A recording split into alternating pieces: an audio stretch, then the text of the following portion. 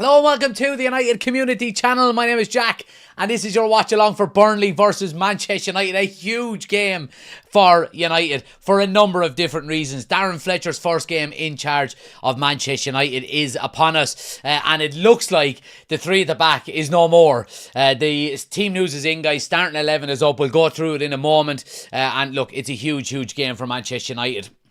And it's a new start and a chance for a little bit of positivity. And I see some people in the chat already talking about, Wilcox and about the Glazers and about Ineos and so on and so forth. And look, we'll get on to all of that in a few minutes and we'll have a chat and we'll get our opinions in. Get your opinions into the live chat, guys. Smash a like on the video. Subscribe if you are new to the channel as well.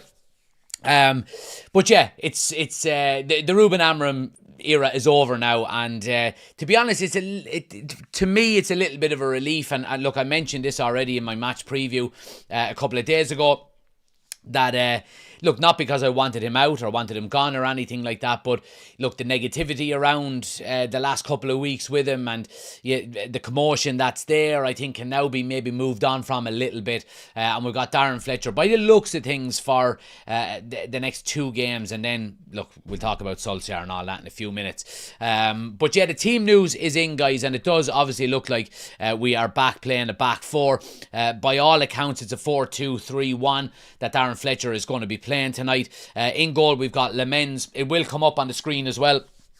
So just keep an eye out for it. Team news: Lemens in goal. Back four: Delot, Heaven, Martinez and Luke Shaw. We've got the kind of double pivot there of Casemiro and Ugarte. I think both have been playing quite well, it's got to be said, in the last couple of games of Ruben Amorim's reign at the very least. The three in front then, Brilliant news that Bruno Fernandes is back and available and starts tonight. Mason Mount is in the squad as well. Kobbie Mainoo was back fit and available. On the right, it is going to be Dorgu. And again, look, we know how well he played against Newcastle a couple of games ago. And I think, look, it's probably the best position for him at the moment. On the left, Matheus Cunha and Benjamin Sesko starts up front. Who, look, I think is due a goal. And let's hope he can get one tonight. On the bench, guys, we have got, I've got it here, if I can just find it. I don't know where it's after going, but I'll give you the bench news as well. Because it's important. I don't know how Darren Fletcher wife is going to forgive him, because he's only got one of his sons on the bench and he left the other one off. But on the bench we've got Binder, Maguire is back as well, which is great news. Malacia, Lenny Yoro, Mason Mount, Kobbie Mainoo, Jack Fletcher, Joshua Zirkzee and Shea Lacey. Obviously we're still missing the three boys from AFCON. De Ligt is still out as well. So look, we're getting back, by the looks of things, to as close to a full squad as we can possibly wish for. So yeah, it's that's the starting line. Let me know what you think in the comment section below. Who have we got in the chat? Let's give a shout out to some of the members. And who have we got? D is in. He says, sack Wilcox, sell up Ineos and Glazers, full sale only. We want our club back. We'll talk about that in a moment. Daryl is there as well. John is in. He says 3-0 United. Get your score predictions in as well. John there with the 14 months. He said, hi Jack, it's minus 30 degrees Celsius here. Wow. Let's hope I can get some warm feelings after the game. Well, I hope you're right, John. I hope you're right. Turn on the kettle, get a little drop of whiskey, spoon of sugar, maybe a clove in a slice of lemon. Have yourself a little hot whiskey and warm up there. Happy days. Barry is in as well. He says, hi Jack and Chad, what's happening? Good to see you. Mark is in also. Bruno Fernandes playing as a number 10. Exactly, Bruno Fernandes is playing as a number 10. Young Sauce is there. He says 2-1 to United, a tight win. Warren says first test passed for Fletcher. Looks like it's not a 3 at the back. Players coming back, newfound hope. Let's hope for a good performance. 3-1 Manchester United win. Dylan says 3-1 United win as well. Judging by some of the articles I've seen, I think the team might buy in together now. Hopefully we're on the road upwards tonight. Will tell a lot. Paul is in as well from Cape Town in South Africa. Good to see you, Paul. Thanks for joining us as always. Hamels is there as well. Good to see you, pal. Warren says pushing Bruno up is such a simple change, but it's where he's most effective. Hoping he stays fit and helps us tick. Couple of assists and a sneaky pint, is it incoming? There we go. Happy days. Connor says Come on, Manchester United, 3-0 win. What else have we got? Aaron is there. He says, I liked Ruben, but he had to go in relation to the caretaker. I'd like Rude or Ollie. 3-1 United win. Burke Racer says, who would you like to see take over as manager? And Mark says 4-0 to Manchester United. Right, well, let's talk about what's after happening in the last few days. Look, Ruben Amorim is gone, and I think he orchestrated his own exit from Manchester United, in my opinion. Now, I liked Ruben, and again, I mentioned it up until, the very end, that I wanted him to be successful. I knew, and I said it in our own WhatsApp group chat, that I as soon as the post-match press conference came out and Ruben Amorim said he was the manager, not the head coach, and it was over. I knew it. I absolutely knew it, and I made a video about it on Monday morning, about 40 minutes before he actually, before the news was announced. Now, Ruben Amorim, in my opinion, as results go, it was not good enough. It absolutely was not good enough. And you back a manager as he's there. You want to you want a manager, just win the next game, and then win the next game, and then win the next game, and eventually, if you do that enough, you'll be successful. He did not win enough football matches for Manchester United, and when you couple that with the massive fallout that he had on Friday with Wilcox and whoever else was in that meeting, you're never going to survive. You really aren't. He came out and he said that he wanted to be backed. I think he was backed. Now, was he backed to the way that, is it enough to get us, challenging and shooting for top four?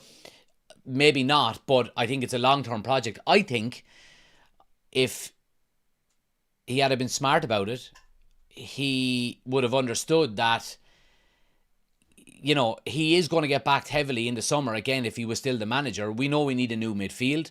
And I know a lot of people over the last couple of days have been saying, yeah, but what about the January transfer window? Lads, you can't get proper deals done in January unless something like a Semenyo comes up. And Semenyo decided that he didn't want Manchester United. You can't do anything about that. So I think Ruben Amorim had to go, in my opinion. 14 months in charge. He only won back-to-back league games once. He won 24 out of 68 games, 38% win percentage. It's just not good enough, lads. It just wasn't good enough. And I feel for him, and I wanted him to be the one. But yeah, I think he was too stubborn. I think he was absolutely too stubborn. He went to a back four against Newcastle in the first half. Looked really, really good. He changed it in the second half. We looked really bad. The Wolves game, then he went back to a back three. We dropped points. And yeah, I just think ultimately he was too stubborn, to be quite honest with you.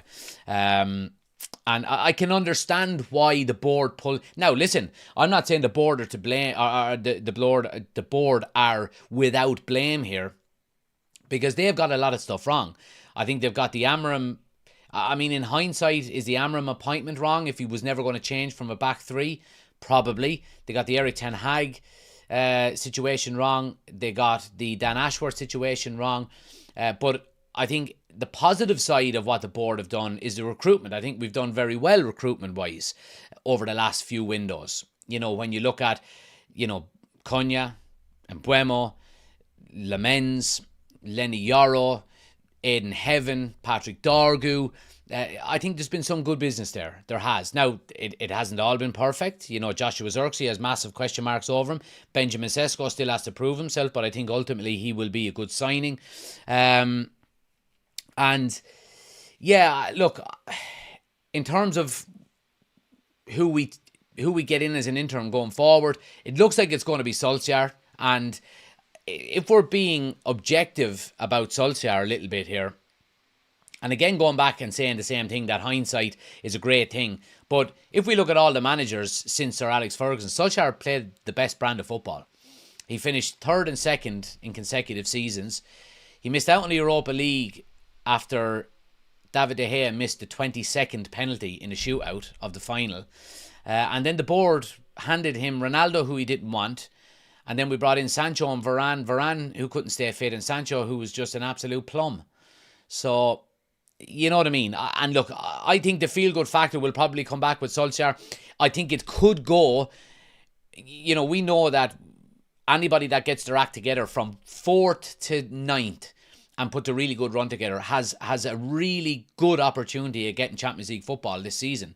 I think that's probably another reason why they made the change. Now, Solskjaer has proven he can win games at Manchester United, but it could very easily go the other way and we could end up in 12th or 13th or 14th if we don't win the next few games, if he does come in. So, look, I'm happy Solskjaer's coming in terms of a short-term fix till the end of the season. I don't see who else fits the bill better, to be honest with you. And for anyone that's saying we should be going out and getting a top-class manager now, there is better options available in the summer. And if you're talking about Tuchel or Nagelsmann from the World Cup, let's put them aside for a moment. If you're even talking about Premier League managers, Glasner is available in the summer. Iriola is available in the summer. Even the likes, I think somebody was mentioned, the Fulham manager, whatever his name is, can't think of it. There is more options available in the summer, and I think that's why Ineos are going with this model of an interim manager to the end of the year. We'll take stock between now and the end of the season, and we'll work on getting a new manager. I mean, Luis Enrique supposedly is not going to sign a new contract at the end of the season with PSG. I would go right now and say to him, you have got whatever you want. You are the best. I think he's the best manager in the world, in my opinion. Obviously, if Guardiola is up there and so on and so forth. But I think he's the best. He's the European champion at the moment with PSG, and he's looking for a new challenge, supposedly. Give him what he wants and get him in as Manchester United manager, because he's got the broad shoulders to carry such a tough task. But let me know what you guys think in the comment section. Again, we might not agree, but again, that doesn't matter. We're still all supporting the same club. Let's see what you're saying here. Daryl says, want Wilcox gone and really don't want that Solskjaer back because they'll keep him if he gets 40. They will not keep Solskjaer, Daryl. I can guarantee you 100% now. The only way Solskjaer would get the job full time is if he won the league, and he's not going to do that. Solskjaer will not get the job full time. I'm certain of it. John says, I think Bruno will have a great game. D says, keep Ollie as far away from this club as possible. We paid this guy to leave, paid him to leave. He's done nothing, and if he's... I disagree with you. I don't think it's fair to say he's done nothing. I think he was unlucky not to win a trophy. Ten Hag won 2 trophies, but I think Solskjaer was a better manager for Manchester United. You've got to deal with a lot of luck as well, and so on and so forth. I mean, you telling me if Solskjaer had the support structure above him at Manchester United with proper recruitment, the right decisions being made, so on and so forth, that he couldn't have been a success at United. I think he could have, to be honest with you. But again, ifs and buts. Let's see, what else are we saying here? Chelsea just are down to 10 men. Yeah, I think it was a Cucurella got sent off. I think I've got Chelsea. I done a bet. Did I put Chelsea in it, or did I? Oh no, I didn't. I left them out. Lovely. I've got Everton 1 up. I've got City, they're 0-0 at the moment, and then got United and Newcastle who kick off a quarter past. So happy days. What else are we saying here? Let's see, 100% there to blame for it too. Yeah, look, I think there's multiple people to blame for what happened with Amorim, but ultimately you can't go up against... by all accounts, and these reports are coming from tier 1 journalists, the likes of the Laurie Whitwells and the David Ornsteins, the Athletic, so on and so forth, that Jason Wilcox went into the meeting and was trying to work through the differences and the different opinions maybe that Amorim and him had, and Amorim basically just said, no, I'm calling my agent, I want to leave. Now, these reports are coming from the top of the top when it comes to journalists, and multiple top journalists were reporting it, so the reports are true. You can't survive. Ruben Amorim wanted out. Whatever reason that was for, if he thought he wasn't getting backed properly, that's understandable. That's his side of the story, absolutely. So there we go. I think it was untenable to keep going with him, to be honest with you. And that is on top of him being the worst Premier League manager we've ever had, statistically. So, I mean, I liked Ruben Amorim. I wanted it to work, but ultimately we've got to say he was not good enough in the end when you look at the results. Let's see. We put Ollie in the driver's seat. We will be in the same situation in 18 months. I agree, D. I agree. We should be going out and looking to get the best players or the best manager possible. And Ollie isn't that. Ollie's not as good as, a Tuchel or a Nagelsmann or a, Luis Enrique. Absolutely not. And I think that's why we're looking at a short 6-month term and then we go on, and try and get the best of the best. Darren says, then why isn't he managing a Premier League team already, Jack? He's a yes man for the board. I disagree. I think Solskjaer, ultimately, if he was the full-time manager at Manchester United, he would go into that structure of Solskjaer wanted Haaland and he wanted Bellingham when they were 17, 18, before they blew up. So, you know what I mean? Like, supposedly Haaland had meetings with Manchester United and all because Solskjaer managed him at Molde and United decided not to pull the trigger on him. And, of course, that's the old ownership, Let's see. We're not getting a manager. Wilcox wants to be head coach. Yeah, I think that's kind of blown out of proportion a little bit. D says, I'd take Enrique in a heartbeat, give him anything he requests. Warren says, Silva, I wouldn't mind Ole Gunnar Solskjaer till the end of the season, but the next permanent manager must be the right person and be willing to work with what we have without a major overhaul. Well, it has to be a steady overhaul. I think we will have an overhaul eventually, and we are seeing the green shoots of that now with getting the likes of Mbuemo, Sesko, Konya, Lamens, these types of players in. But it's going to take time. It really is. Let's see. Mourinho had a better record. Mourinho played putrid football. So did Van Gaal. So did David Moyes. So did Erik ten Hag. And it's probably fair to say so did Ruben Amorim, because it didn't work. What was the most exciting brand of football we played? It was Solskjaer. It was Solskjaer. Connor says, there's a red card in the Chelsea game so far. Yep. Aaron says, one game no one talking about is Ralph, or would it be wrong choice? Yeah, it would be the wrong choice, to be honest with you. And he's also manager of, is it Austria maybe or someone? Mark says, Ollie might give Sesko some proper striking finishing tips. Exactly, there we go. It was horrid to watch, agreed, but we got the job done, says D. So look, guys, Darren Fletcher is in. It looks like he's going to get this game and the Brighton game in the FA Cup on the weekend as well. So you're talking about, if it is going to be Solskjaer, whatever interim manager we do decide on, it looks like they're going to be in. First game is the Manchester Derby. And I'll be there. So, for that reason alone, I do hope it's Solskjaer. I think Solskjaer is the best option to come in for the 6 month. Obviously, not as a long term manager, but to come in as the interim, I think it's the best option. And I would look forward to sitting in or standing in the Stretford end for the derby and singing Ollie's at the wheel. I would love it, and I think it will bring smiles back to people's faces.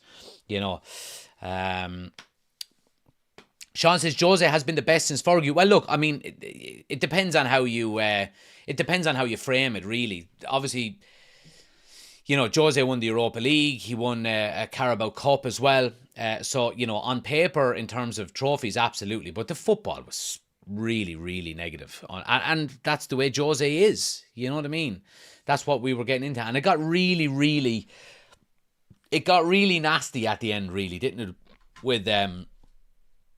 With Jose, when he's saying in his press conferences, respect, and, this is football heritage, and falling out with Pogba. And now, look, I'm not a fan of Pogba by any stretch of the imagination, but it had gone toxic, and that's what Mourinho basically does. But nonetheless, I digress.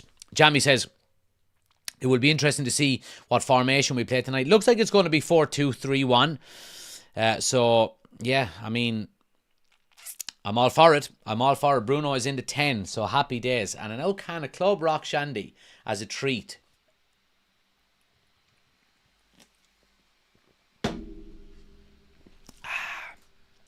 So happy days. Jaden said, I wish we got the players that Amorim wanted, like Watkins, Baleba, or someone like that. Well, look, we tried to get Baleba. He was too expensive, given, and you've got to realise what we needed after last season more than anything else. If you had to prioritise anything, and we spoke about this in depth at the end of last season and all throughout the transfer window in the summer, what do we need to prioritise the most on the back of last season? And it was goals. We needed to get goals into the team. And we've done that. We're scoring a lot more goals this season. You know, Buemo hit the ground running. Cunha's after scoring a couple of times. Sesko's after scoring a couple of times as well. But also we're pitching in from other areas. And you can't get everything done in one window. So if you've got to prioritise a certain part of the team, then it had to be the forward line at the end of last season. Now, at the end of this season, we all know what the priority is going to be, and that's midfield. It's midfield. So we will sign midfielders in the summer. You know, and that probably then will be Baleba, or it'll be Wharton, or whoever it is, Elliot Anderson, whoever, you know, we decide to go for. You know, and it may be a case then that, you know, if De Ligt continues to get injured next season and Martinez gets another injury, for example, then at the end of next season we go, right, now it's time for a defensive overhaul. And that's how you build. That's how you build, you know. So but it's going to take time, guys. It's going to take time. Oshin is in. He says, gentlemen, how are we all? Is Ollie back at the wheel? Ollie's at the wheel. Tell me, how does it feel? I don't know who we're going to put into that now, because it used to be, we've got Pogba, we've got Sancho, Paul Pogba and Fred, Marcus Rashford, a man born and bred. So we're going to have to change the names. I'm sure someone is working on it at the moment. We've got Cunha and Buemo and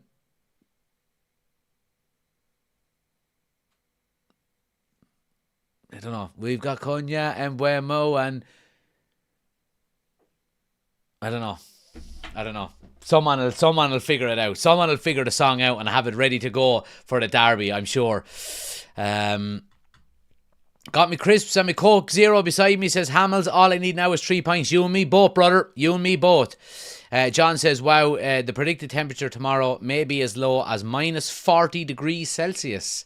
Wrap up warm, John. Jamie says, I feel owners won't back any manager that comes in because they're not getting players the managers want. Lads, we need to dispel this myth a little bit as well. And we spoke about it with Oisin and Chris and Desi and Ben on the podcast on Monday night. When Ineos came in, we were all crying out for the structure to be put in place where it's not one manager making all the decisions. And we have that now. Now, I think the manager has to be involved in the decisions, absolutely. But it can't be a manager coming in and going, I want him, and him. And if it doesn't work out, the manager leaves, none of them players fit the new manager coming in. And then we have to do it all over again. That was the problem with Woodward and the Glazers and Murta and all for 10 years, post Sir Alex Ferguson. We've got to work collectively a little bit here. We've got to. You know, I don't care what anyone says. You look at City, Guardiola doesn't have carte blanche on players that come in, you know, and you look at Arteta, I don't think he has either. Like, Edu had a big say there with players that came in as well. Like, Arteta wanted Sesko over Gyökeres this summer, and he didn't get him because Arsenal decided to go for Gyökeres instead of Sesko. So there has to be some leeway given. There just has to be. Oshin says, should I have a sneaky midweek cider? Oshin, do you know what? I think you should. And I'll join you now in a minute because there's 2 bottles left in the fridge of Tiger beer, and I'm going to go get one of them now in a second. Well, if Ollie is there, we will, or will we sell Rashford? Rashford is gone. We can't go back to Rashford, and I think the board know that as well. Right, we've got 5 minutes to kick off here. Teams are coming out. Let me go grab a beer. You go grab one as well, and we'll cheer on United.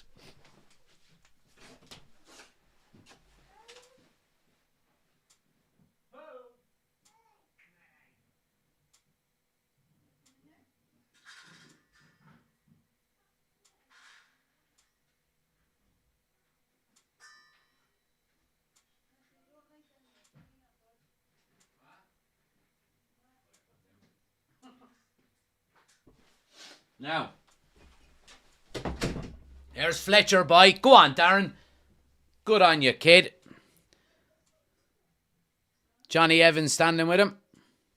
Good to see, lads. Good to see. Come on. It is a shame, David, to leave them bottles. Cheers, everyone.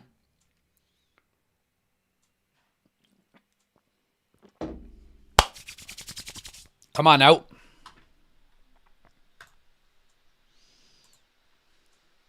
Come on now.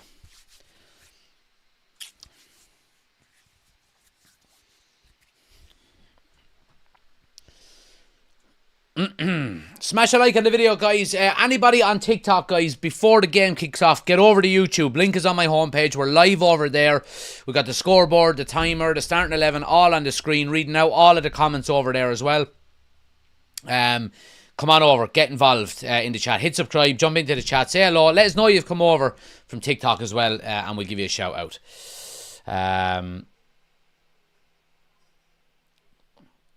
So, yeah, happy days. Chris is in. He says 4-1 United. John says Mbumo, Konya. We've got Mbumo. We've got Konya and Mbumo Lamens. Yeah, but you'd have to change the second one. You'd have to change the second part. We'll figure something out. I'm sure someone will figure something out. Just noticed the kit. What year is that? I have the 57 jersey on. I think this is this? I can't remember which one this is now. I've got a few of them for Christmas there. I was going to put on the 1991 Cup winners. Still got the tag on it. We'll wear that on Sunday.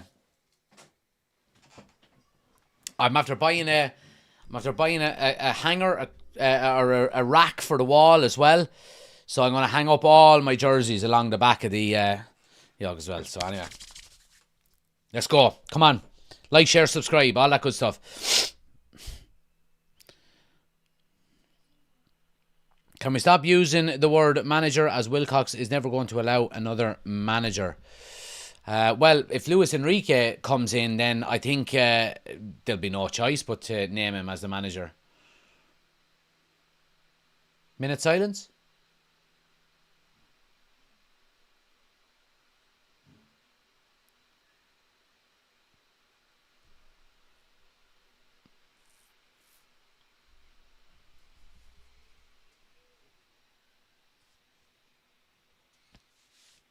Thought the crest was coming off there already after one wash. I was going to snap.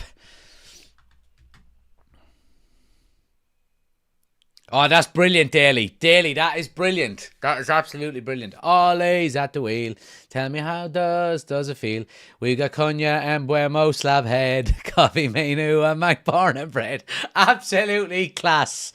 Absolutely class. Yeah, that is brilliant. Oh, yeah, very good. Well done. Let's see. Dean is in on YouTube, over from TikTok. Good to see you, Dean. Thanks for coming over to YouTube. Anybody else on TikTok, guys, get over to YouTube. We're live over there. Link is on my homepage. Why would Enrique come to United? I don't know. But here's for hoping, Oshin. Yeah. Oh, here's the boss, man. Come on, quick. You see the start of Darren Fletcher's reign as Manchester United manager. Now, say hi to everybody. Hi, everybody. Say, come on the Reds. Come on, the Reds. On the Reds. On the Reds. Only blue one. What? Only blue one today. Any blue ones today? No, we don't like the colour blue. We wear red. Look, this colour. This colour, look. I like something from the blue colour. You like the blue colour? That's freebooters. Now, we're ready to go, so the game is ready to kick off. Say bye, everybody. Bye, everybody. No, it's okay. Go on, Chloe. We'll see you later on, alright? I want to go. Right, quick. Say hi to everybody real quick. Hi, everybody. Say, come on, the Reds. Come on, the Reds. Right, you can stay till I click the... Did you wear your 1991 jersey? Not yet, going to wear Sunday. He could have been killed. Mark, thanks for subscribing. Appreciate it. See what Right, we're up and running. amazing Now say white bye, everyone. for Christmas. Bye, everyone. Now, Bye, Daddy. bye. No, leave that there now. Good girl. That's nothing. Just go on. Christ. Get out. Get out. Don't be showing me your arse in front of the children. Get out. Go on. Go on, Hal. Good girl. Out you go. Good girl. Let's go, everyone. What book are we reading? Right, early goal kick to Burnley there. We're up and running anyway. Dargu now, a bit of space just inside the half. Dargu's on the left, Cunya's on the right. Did I get an Amazon delivery today? No. Yeah, it looks like Dargu's on the left to start. Cunya's on the right. And obviously Sesko through the middle. Bruno playing into 10 just behind him. 10 seconds in and haven't scored yet. Get Fletcher to absolute fuck. Don't start now.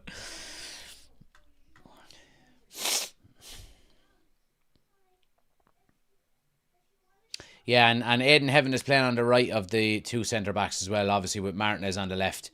Here's Luke Shaw now, left full back. Left full back, what? Ball around the corner now to Dargu. It's going to be a goal kick. Ole's at the wheel. Tell me how does it feel? We got Cunha and Buemo slab head. Cobby mayonnaise and mank border bread.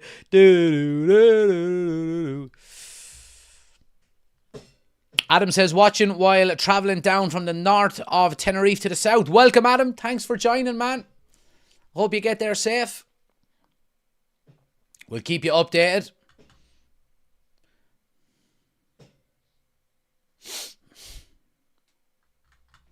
Kevin says, well, lads, can't believe we're here again. New era bullshit. Strap in, here we go. Man Circus United. Yeah. Imagine if Ollie brings Keane in as his number 2. Awful. Oh, lads, it'd be brilliant. I would love Keane. Imagine Ollie and Keane and their first game in charge is the Manchester Derby.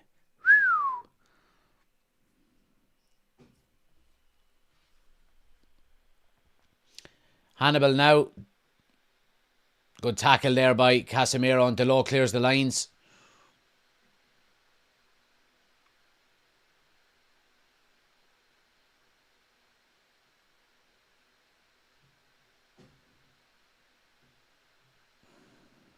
Burnley now just probing on the edge of the United box. Get it out left to Hannibal. Get it to the end line. Looks for the cross. Ugarte is well positioned. Does well. Good defending. Yeah, wins the free there. Good stuff by Ugarte. Good stuff.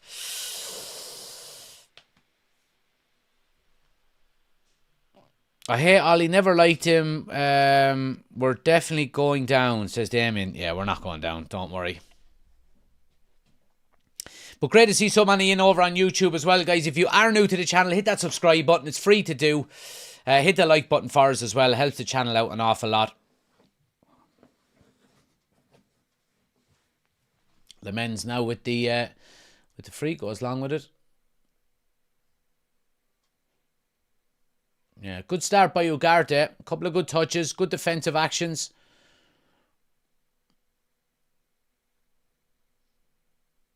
Shaw now, nice ball into Bruno. Ball around the corner to Dargu. Lovely touch, gets it to the end line cross. Yeah, no one really in there. Keeper comes out and claims. Decent start, decent start. Big A's in. Well, Jack, how are you? Hello, chat. Come on, United. Good to see you, pal. Fearless is in as well. Good to see you guys.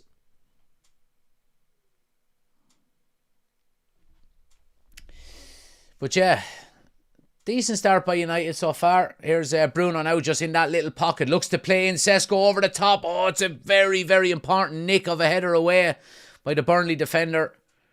And that's what Bruno does, you know, and you can see what we're trying to do there instantly. The second Bruno was in that little pocket of space, Sesko is turned and gone. And if there's anyone that will pick him out, it's Bruno Fernandes. Back Sesko to score tonight, lads. I have a feeling he could get a goal.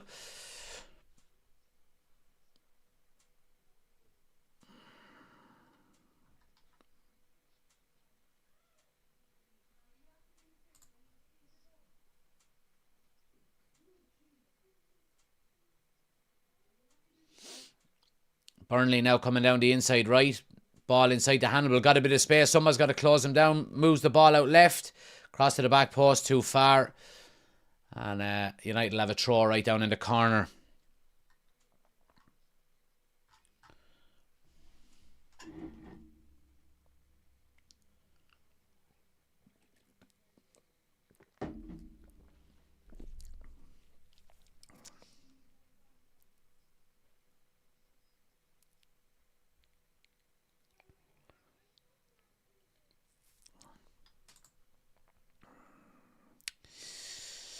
Let's see.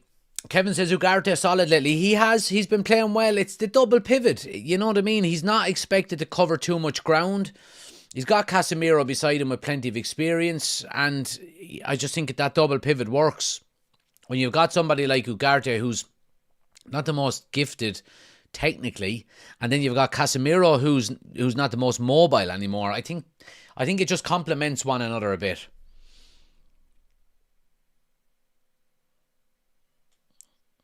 Great battling there by Cunha. Do you think Giggs would ever come back to the club? Nah, I doubt it. I doubt it, to be honest. Unless he comes in maybe, as an underage coach or something like that. But, lovely ball around the corner. Luke Shaw now pulls it back. Sesko, little flick off. Comes to Delo on the edge of the box. Has Cunha for support. Goes to him. Here's Casemiro now. Oh, Casemiro just doesn't set his feet right. Tries to whip it into the top corner, but balloons it over the bar. Teddy says, Jack, I'm in work. What formation we playing? We're playing a 4-2-3-1. Casemiro and Ugarte. Bruno in the 10. Dorgu left. Cunha right. Sesko through the middle. Delo, Shaw, Heaven and Martinez in the back line. I think Antonio Conte would be a decent option for United, says Dean. I think he would probably be one of the worst options when you talk about going out, like a manager that would go to war with the board and just negative defensive football. Yeah, I don't think he'd suit Manchester United at all.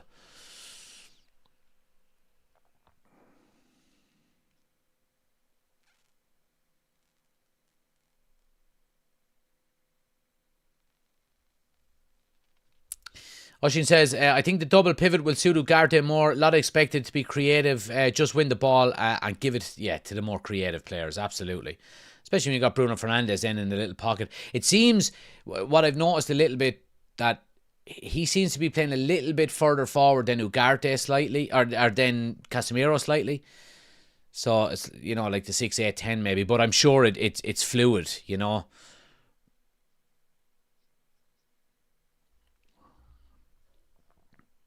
Cunha must be the most wrestled player in the league, says D. Big A says Casemiro playing GAA. D says, if you come over to YouTube, the lineup is on the screen. It certainly is on the screen. Certainly is.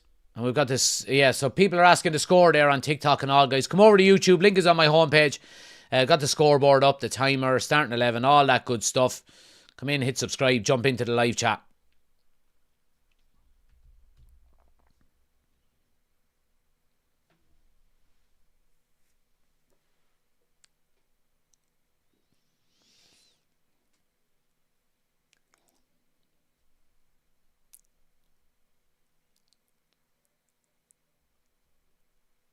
Burnley now with a bit of possession. Here's Hannibal now on the left-hand side, just tiptoeing into the box. Goes for a strike, comfortably blocked.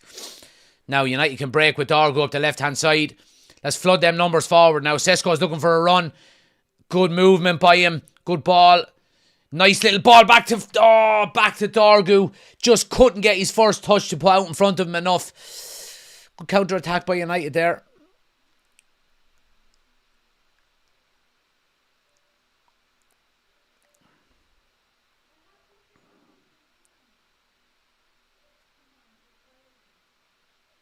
Yeah, unlucky. John says, I don't know if I'm imagining, but the players look more comfortable now. I don't think you are imagining, John, to be honest with you, because we've seen it with Amorim. The few times he played for at the back, instantly we looked more comfortable. If we lose tonight, is Fletcher under pressure already? Yeah, get him out. Give him one more game to prove himself and then get him out regardless for the derby. Look, I hope he gets a win tonight. Not obviously, I want United to win. That's number one. But I'd like it for Fletcher. I always had He could have been good killed. time for Fletcher when he played.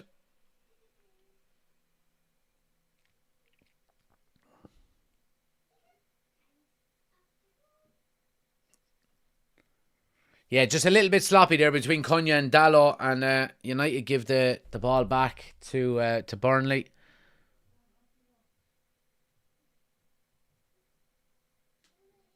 Like, for once, can we not get the new manager bounce? You know? It always seems to be against us.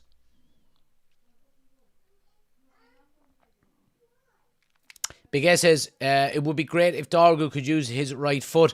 Well, we've seen glimpses of it against Newcastle early on. Remember when he was on the right-hand side? He was getting to the end line and he whipped in a couple of really good balls with his right foot. If I remember, Sesko should have finished one of them.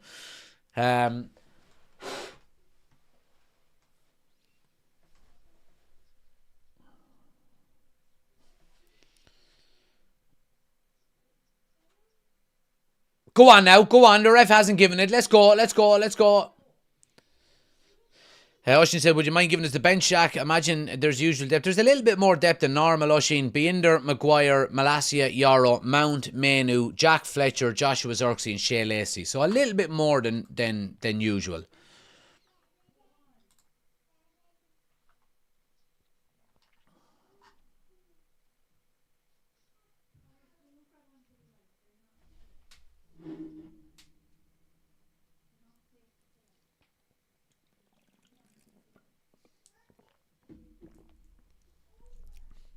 Burnley in down the left-hand side here.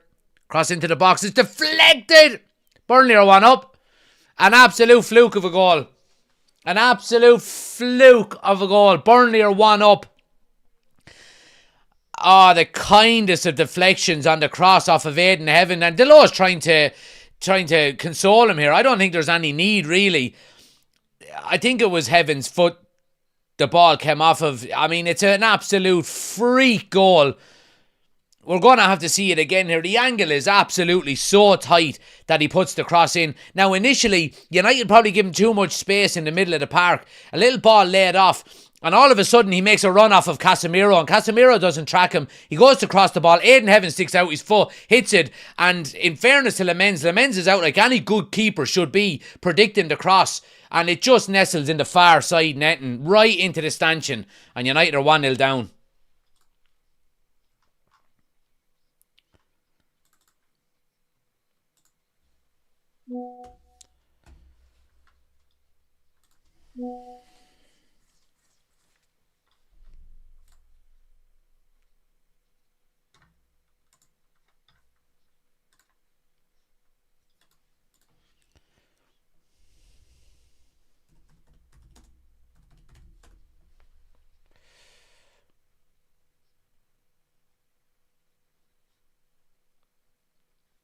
Free call. Fucking hell. It's been a bright start out of United. It's been a bright start, in fairness. And nothing electric or anything, but it's just an absolute freak goal. Absolute freak goal. So it is.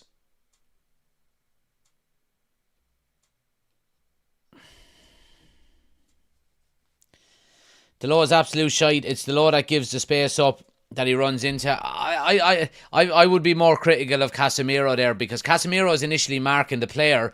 The player lays the ball off to one of his teammates and just runs off of the shoulder of Casemiro, and he never tracks him. I think it's Casemiro's fault that he gets in initially, and then it's just a free cross that ends up in the net. John says, nothing to do there. These kind of goals happen. Clarion says, I was just about to say before this goal, have you noticed the pressing is way down? Big A says, for heaven, that's horrible.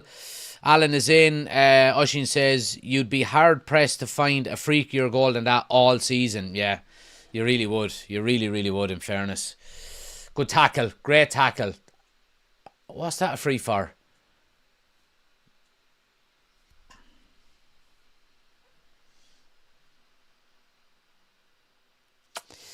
Kabir says, why would you sack Amorim? He was speaking facts. Well, tell me what facts he was speaking.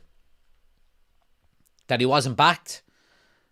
He was backed massively last summer with a brand new forward line, a new goalkeeper. He was backed, and if he had just had some patience, he would have been backed again with a new midfield in the summer coming.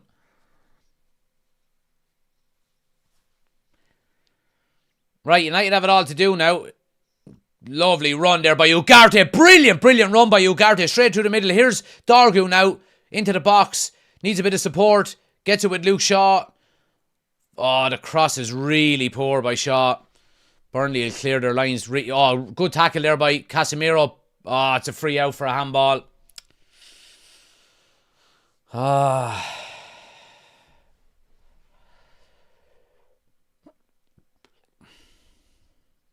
Oh, and his face. How is the ref gives a handball for that and it hits him right in the face?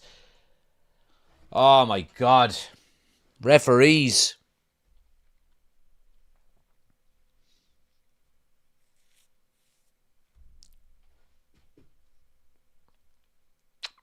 Chef says, shocking defending it is. Where is the effort to go out and block the cross? Well, you've kind of negated your own argument there, because Aidan Heaven did block the cross. He got out and blocked it, but it was just a freak deflection off of his foot, and the ball went into the side netting. You know? Sean, thanks for the gifts. Much appreciated. Look, lot of time to go. Lot of time to go.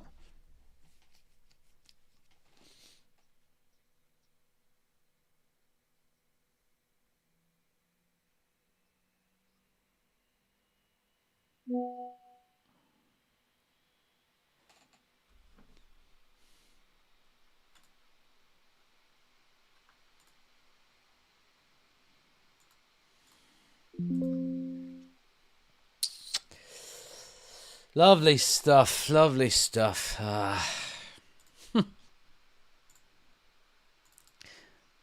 Sometimes maybe good, sometimes maybe shit.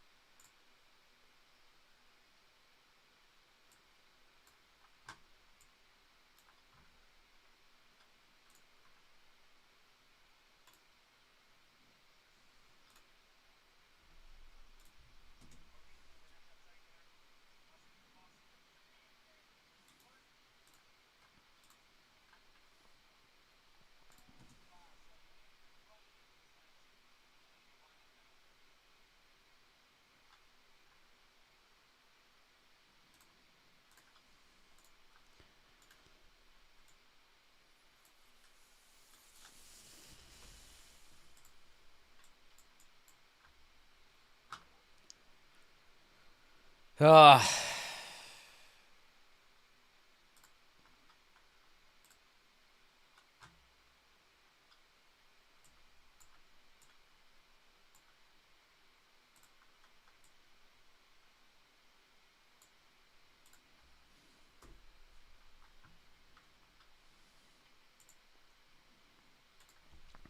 Aidan Heaven now stepping up the field.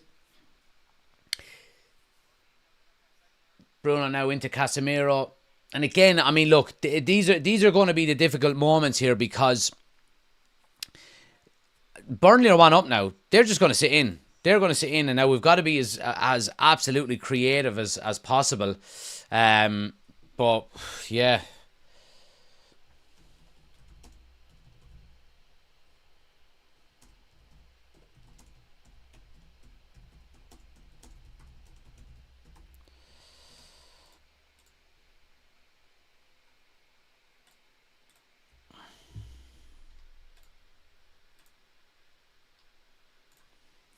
Yeah, ball all the way back to Lemens. Yeah, just need to up the tempo a little bit here. It's not the quick flowing football that we were all hoping for.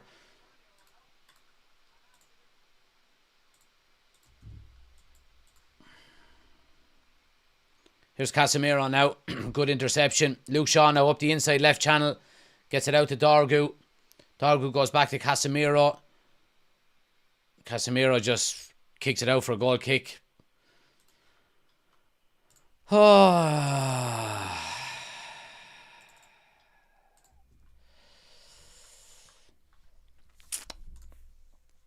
Anyway.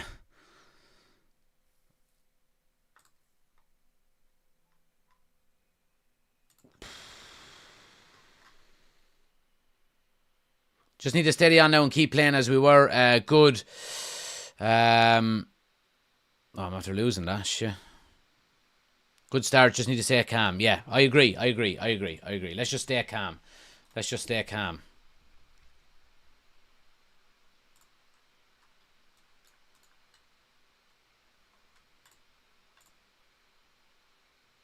And again, it's going to be difficult, like I was saying there, sorry, that Burnley are just going to, they're going to play a low block now. They're going to sit in. We've got to be very creative here to try and, just create something at all. And Burnley, this is what Burnley are going to be looking for now, working off of the counter-attacks.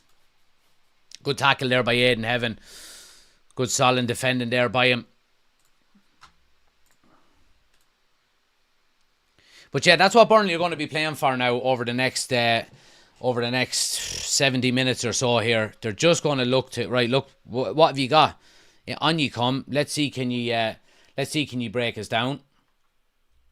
And it's up to us now to go and do it.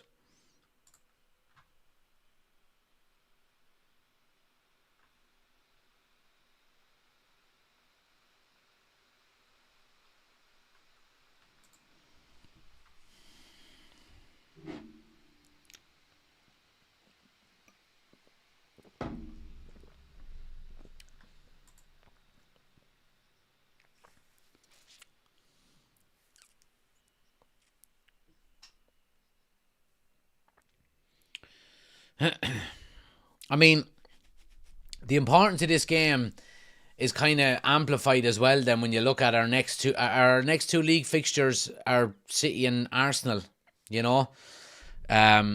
So, you would take 3 points here, really, wouldn't you? Just to kind of ease the pressure a little bit, maybe. Martinez very composed. And Ugarte now breaks the press. He's not the one to be pinning balls through the middle, though. Here's Bruno. That's more like it. Bruno, good cross in. Sesko with a header into the keeper's arms. Good move. Sesko makes a good run again. He's just ahead of the front post, so he has to angle it back down. Really, really difficult to score from there, but good ball by Bruno. A decent effort. Gets a good bit of contact on it as well.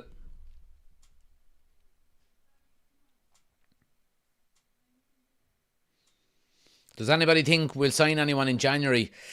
I don't know. I mean, there's very little reports really. And I know, look, the reports the last couple of days are not going to be talking about transfers when Amorim is after getting sacked. But there's been very, very little about it.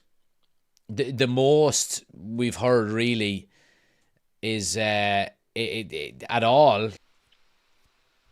I think we're back, are we? Are we back?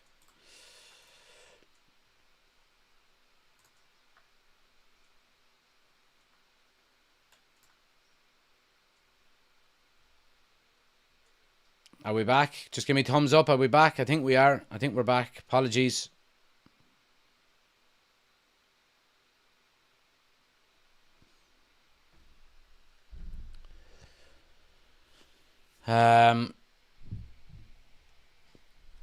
So anyway, look, we've got some work to do here.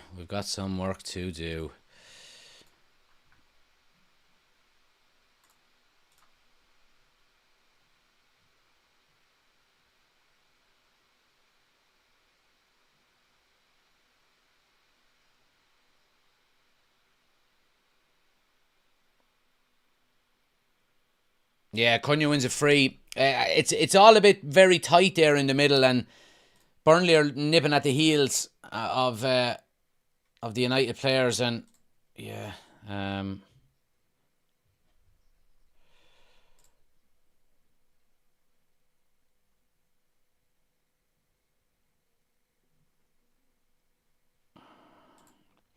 Right.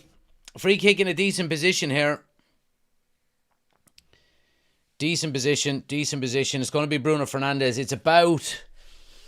It's all of 30 yards out, is it? An opportunity nonetheless.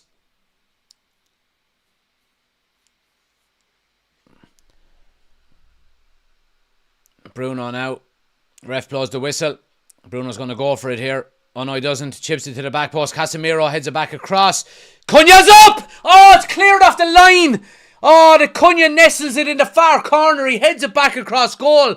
And your man, I think, that scored the goal for Burnley just comes back in. And he clears it off the line. It's a certain goal if he didn't get back in there. What a header. How he heads it up over the crossbar, I will never know. It's a certain goal by Cunha. Jesus, that's some defensive header.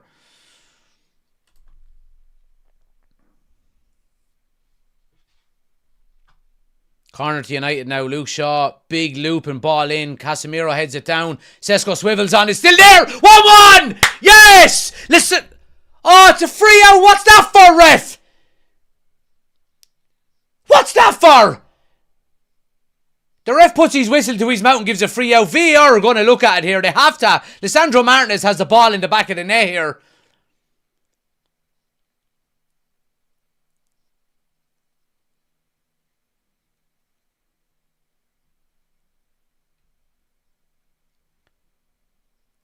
Let's have a look at it here again.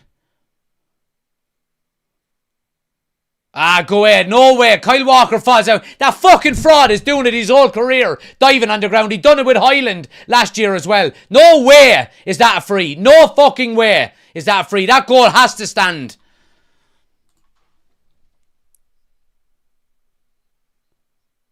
That what? Fucking Gary Neville is looking for any excuse to fucking chalk the goal off as well.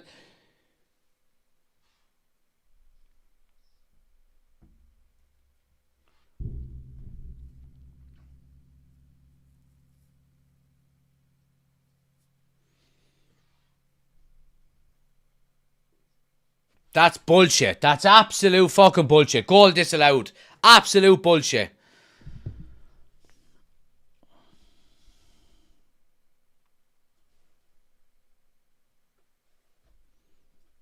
Still 1-0.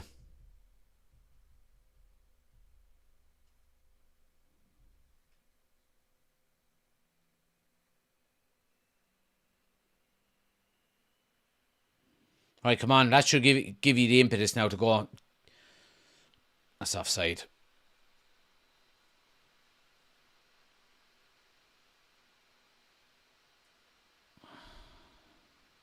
And Kyle Walker's one of the biggest frauds that ever played this fucking game. To go down so easily like that. There's always contact for corners, lads. Players touch off of each other. He literally just goes down onto his knees. Fucking referees are ruining the game, by absolutely ruining the game. Letting lads away with that. It's a fucking contact sport we're playing.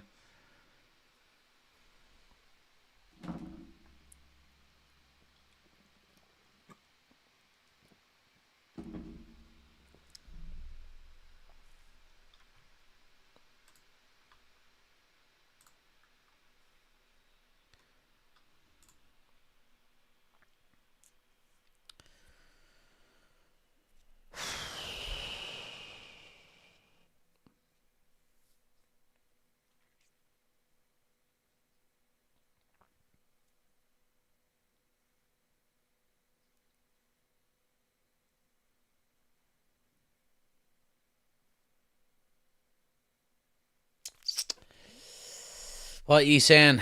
What a lot of shite says D. Dallo steals the ball away now. Ball worked up the right hand side now to Cunha. He goes back to the low. Plenty of players inside. Here's Bruno now on the edge of the box. Tries to play us in Cunha. Cunha back heels it into danger. Casemiro now. Ball across the 6-yard box is really, really good. Nobody taking a chance on it. And it goes out for a goal kick.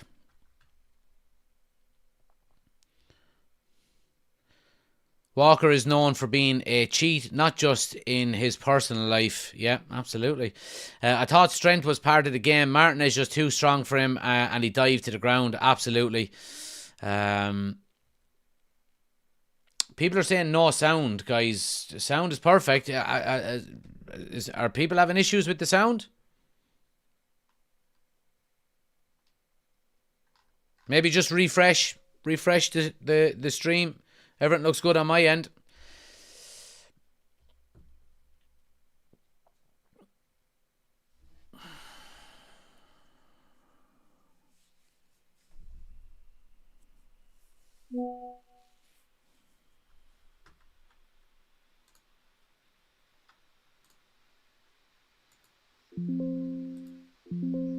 Burnley on the break now. Ball down the left hand side. The low goes to close down. Strike. Just wide of the far post. Burnley getting chances.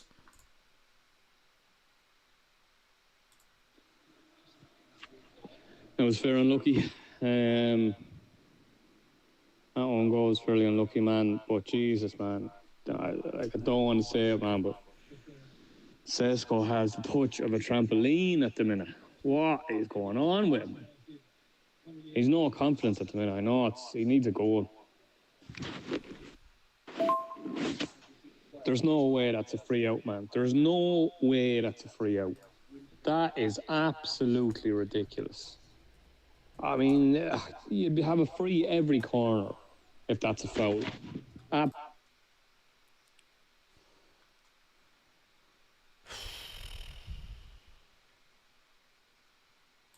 Leeds are 1 up on Newcastle as well, by the way. And I think that's in my bet, is it? It fucking is. I have 2 winning and 2 losing.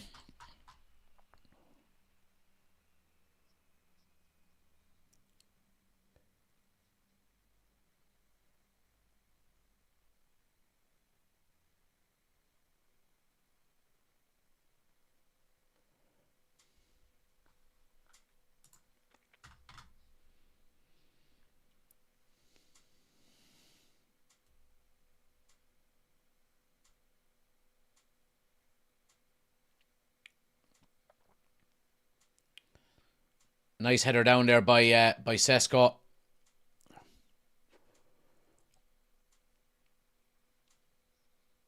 Yeah, Sesko's struggling up top tonight. He's struggling up top. His first touch hasn't been good, and he's been isolated a little bit as well at times.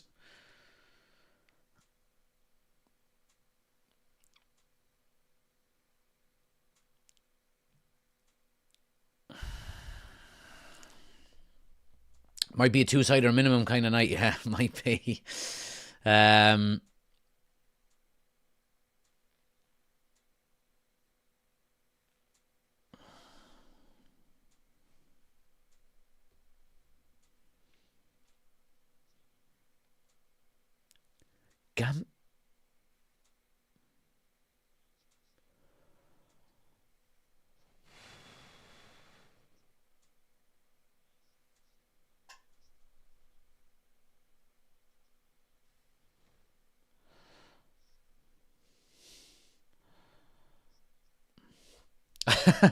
TikTok is just the worst platform on the face of the planet. So I'm live on TikTok on my phone as well, and it just came up that here's Cunha now inside the Casemiro. It's a good tackle. It's a good tackle. Yeah, but TikTok just automatically ended and revoked my live access because supposedly I've been gambling on stream. Kyle Walker now.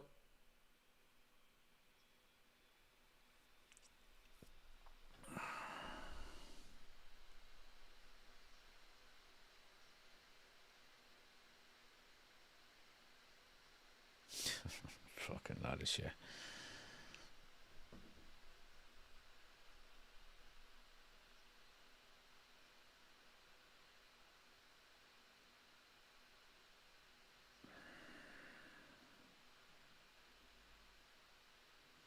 Bruno now.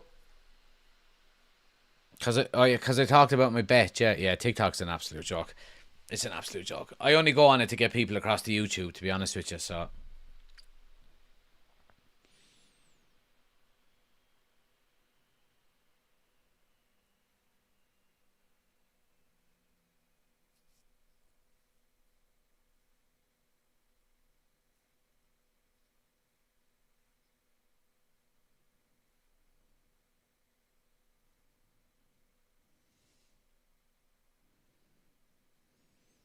They're getting all the little fucking bounces of luck.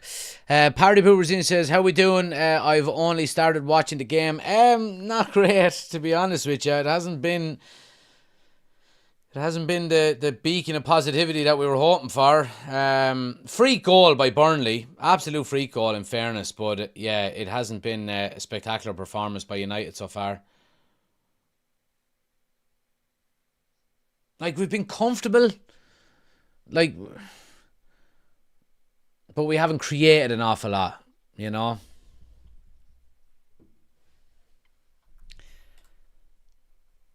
So yeah, some scores flying in, guys. Brentford 1-0 up, Palace Aston Villa 0-0, Everton 1 up on Wolves, Fulham 1 up on Chelsea, City Brighton is 1-1. I mean, like Newcastle Leeds 1-1. I mean, it just goes to show how inconsistent this league is. And it goes back to what I said. If someone can just get their act together and go on a run, they'll get into the top 4. I just wish that was us.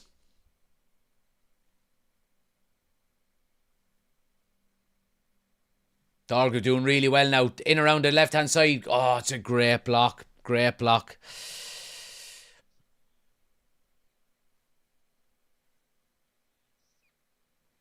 Good tackle there by Ugarte. Now, here's Casemiro. Out to Shaw on the left. Everyone's looking for a shot, lads. Ball now to the back post. Sesko gets up for a header, does well.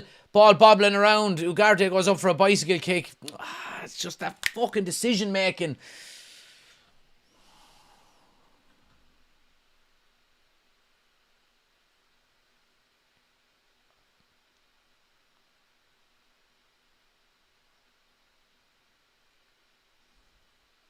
Here's Dargo now. Loads of space. Needs a good cross. He gets it. Or Cunha. Or was it Cunha? Oh, I think it was actually Bruno. Just completely misses it.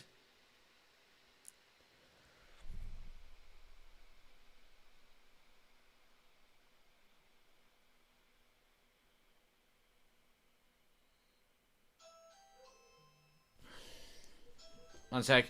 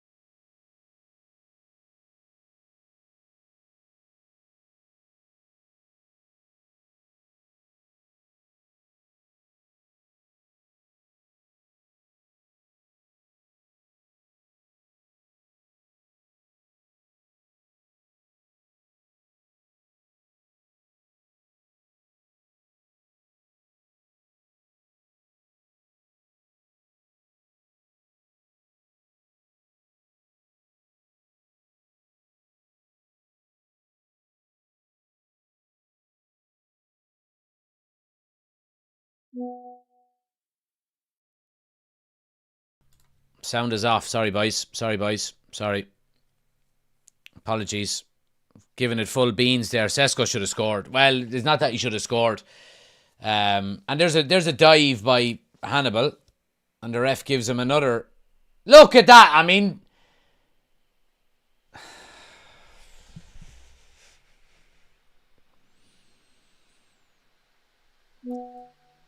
Oh, sorry. He actually booked Hannibal for diving. I do apologise. Sorry, ref. Lovely run by Aidan Heaven up the right-hand side. He's actually getting into the box now. Cross in. It's cleared away. Ball now switched to Luke Shaw. First time cross. Good ball. Nah. Comes to Ugarte on the edge of the box. He hits a strike. It's deflected into the goalkeeper's hands. Yeah, Sesko with a shot straight at the goalkeeper there.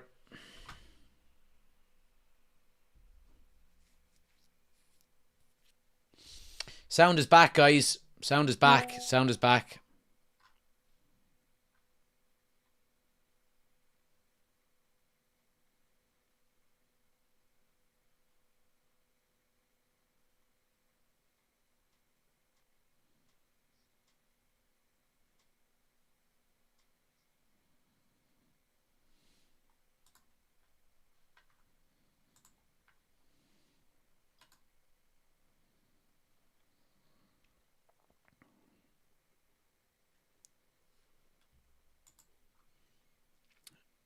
Ugarte now gets it inside to Casemiro. Out to Delo. Casemiro with a first time cross. Sesko with a header! Oh my god, what a save! Was that Sesko with the header or was it Cunha? It was Sesko. What an unbelievable header by Sesko. It's a brilliant first time cross by Casemiro in the half space. And Sesko is up. Oh, it's absolutely nestled in the top corner and the keeper pulls off the save of his life.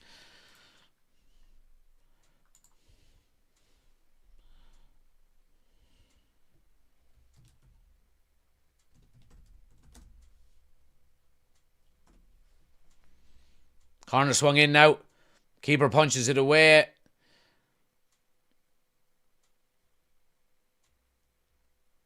Shaw now swings it back in again. It's going to be another corner out the far side. United piling under pressure here just before the half-time whistle.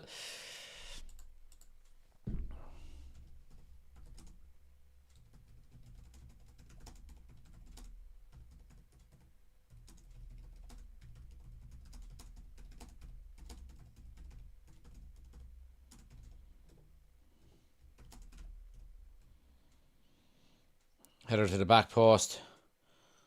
Yeah.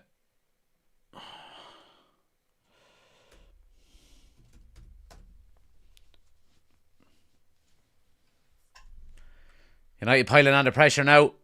Comes down to Ugarte! Oh no, I buried it. Wide of the far post. I need to stop shouting. The kids are trying to go to bed. Oh, I mean, the halftime whistle, we just don't want to hear it now, to be honest with you. We just really don't want to hear the halftime whistle. United put on really good pressure. How far away was this?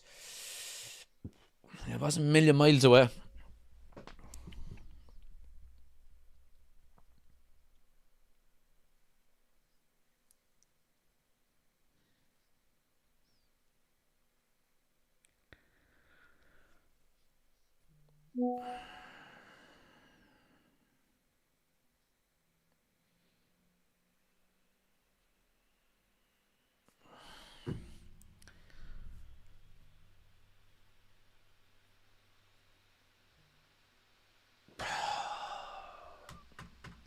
I would say the change now at halftime has to be one of Casemiro or Ugarte need to come off for either a Manu or a Mount. We have to go for this. You know what I mean? We have to go for this.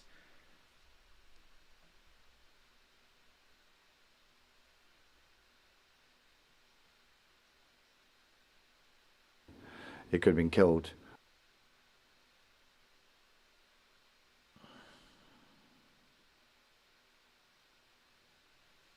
Here's Bruno now. There's no width on the far side, lads. What's the low doing in the middle of the fucking box?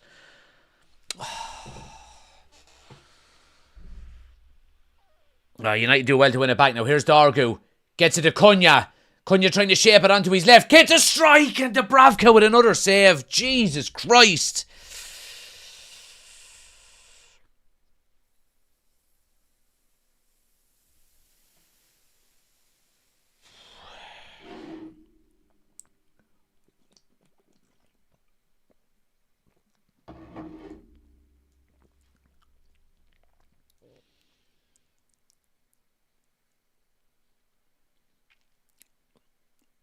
Here's Bruno now. Lovely ball to... Oh, get in the bucket off the line again. How many times are we going to clear the ball off the fucking line? Brilliant ball by Bruno. And he was giving fucking Manu the direction, or not Manu, Dargu the directions. Go that way. And Dargu does it. And he slips him a lovely ball in one-on-one with the keeper. Dargu, the beautiful little chip over the keeper. It's in. And the fucking defender clearing it off the line again. Come on, lads. We need a fucking equaliser here from this corner. Ball swung in. Oh, Jesus. Header away. Back out to Bruno. Another ball into the back post. Comes down to Ugarte. Oh, he slices it over the bar. Just don't want to hear the halftime whistle. Dundalk for life. Thanks for subscribing to the YouTube channel. Appreciate it. Lovely little deft chip by Ugarte. Or Dargu. Why do I fucking keep saying someone else's name? Dargu. Lovely. Oh, and he fucking shins it. It could have gone fucking anywhere, but it goes up over the crossbar.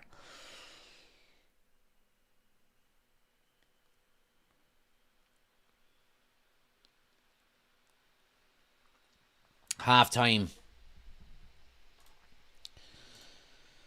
Let me get a bag of potatoes. 1 second, we'll have a chat.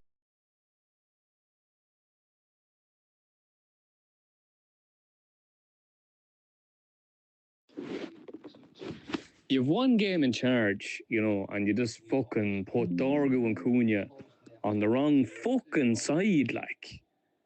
What the fuck, man? Why does every manager have to put their own stupid fucking slant on the thing? Cunha plays on the fucking left. Dorgu plays on the right. If he's going to be played as a forward. Oh, man. Oh, look, Sesko needs to come off as well, man. Great header from Sesko. I'd keep him on there now. Keep him on. I'm not even joking now when I'm telling you. I would absolutely... So these are the voice messages I'm getting off Noel. Oh, look, Sesko needs to come off as well, man. Sesko needs to come off. Great header from Sesko. I'd keep him on there now. Keep him on.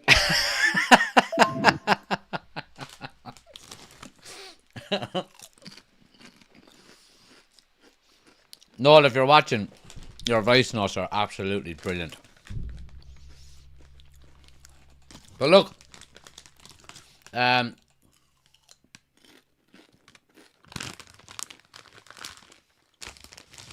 ultimately a disappointing first half. And look, I think we do need to make changes.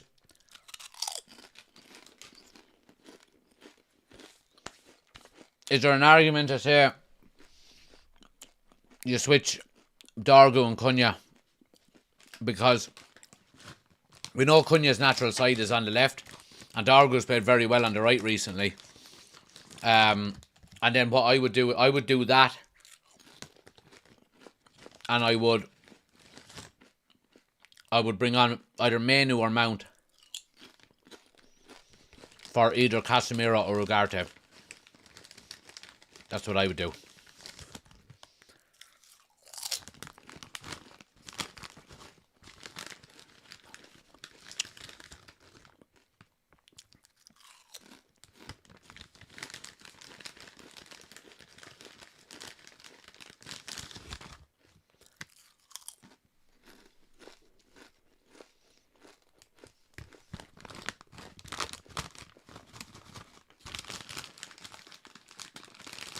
Get your thoughts in though, guys.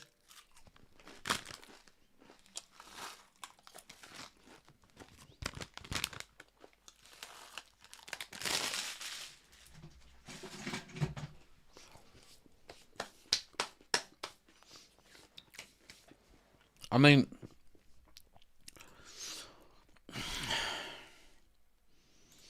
I think for the first half an hour, we were a bit, toothless in attack, to be honest with you. Everything that went up to Benjamin Sesko bounced off him. I think he improved in the last maybe 5 or 10 minutes. But I think ultimately it's down to the big concern that we were looking at was the fact that if Burnley go 1-0 up, they're just going to go, right, we'll just camp 11 men behind the ball and see what you can do. And we know that United's issue, over the last few years has been breaking down a low block. I mean, look. Oh, my God. The fucking door is going again. 1 sec.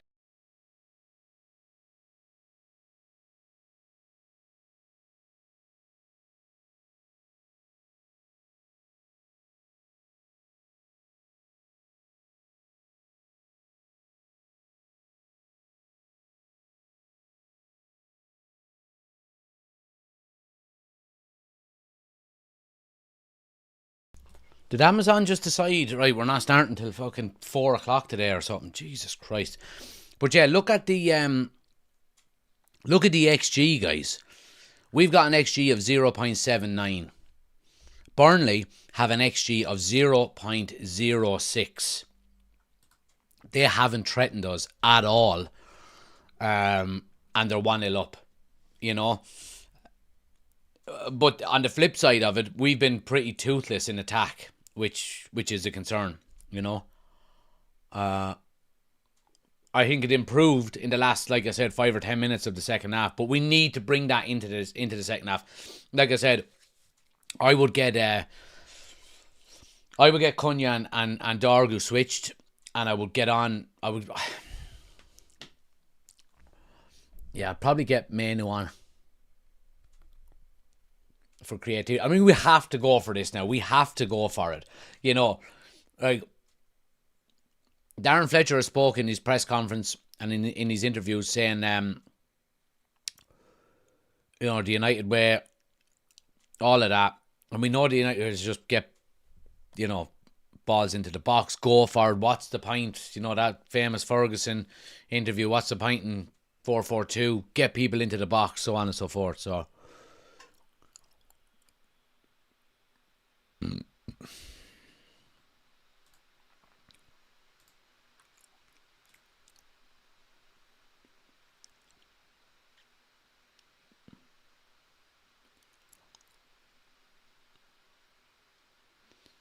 Let's see what you're saying. D says, switch to a 4-1-2-1-2. Move Cunha up front with Sesko and put Casemiro holding. Take Ugarte off for Mount.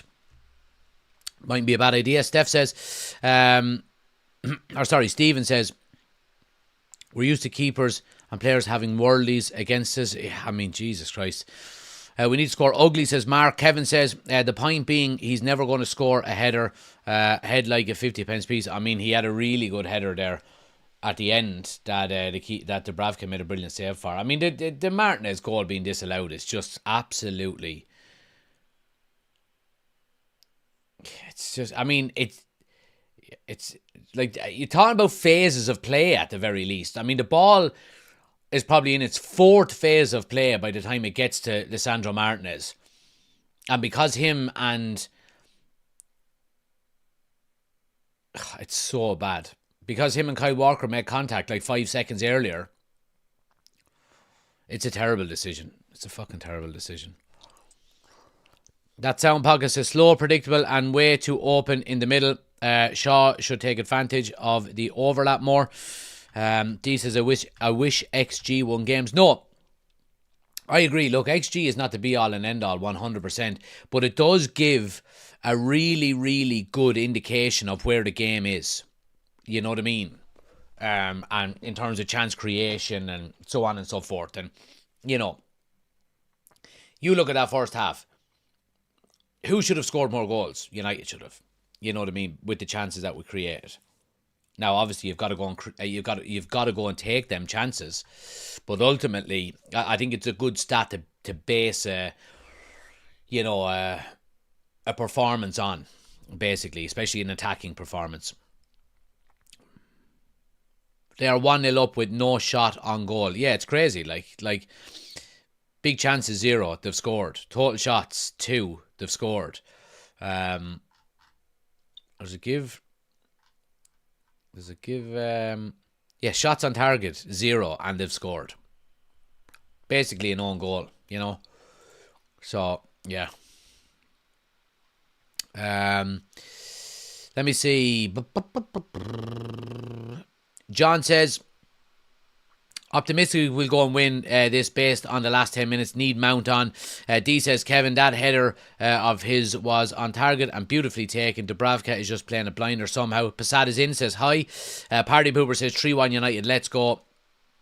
Josh says, they said 2 Fletchers are on the bench, but I can only see one. Yeah, no, there's only one. Jack Fletcher is the only one. Bruno can't play full 90 minutes, so Mount will come on for him. Well, look, if that has to be done, I would still bring on Manu alongside him for either Ugarte or Casemiro. Does it matter that Fletcher didn't play Manu from the start? I wouldn't think so. I think it probably just lends to the argument that maybe he did have an injury and the whole conspiracy theory could be put to bed.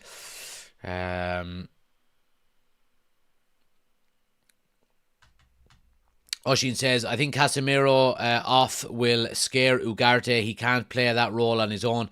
I think dropping Bruno back negates his game.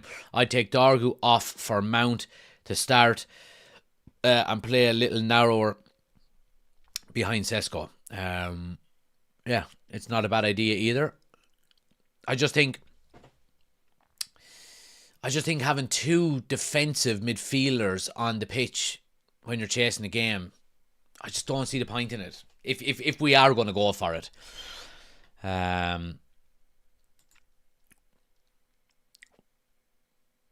What else are we saying here?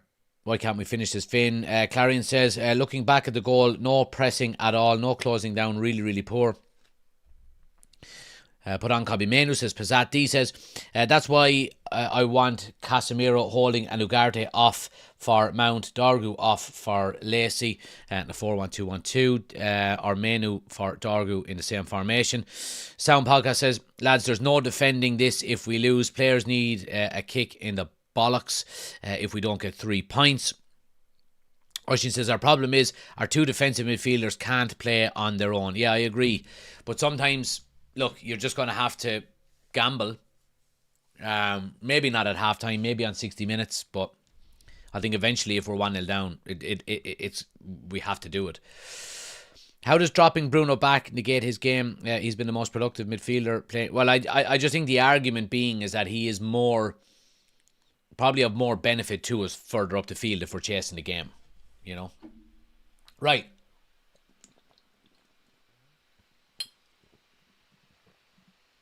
I'm going to grab the last Tiger beer that's in the fridge. Back in a second. We'll be ready for the second half. Smash a like in the video. Subscribe if you're new. All that good stuff. Share it as well, guys. You're all in WhatsApp groups, right? Share it with all your WhatsApp groups. Tell them all to come along.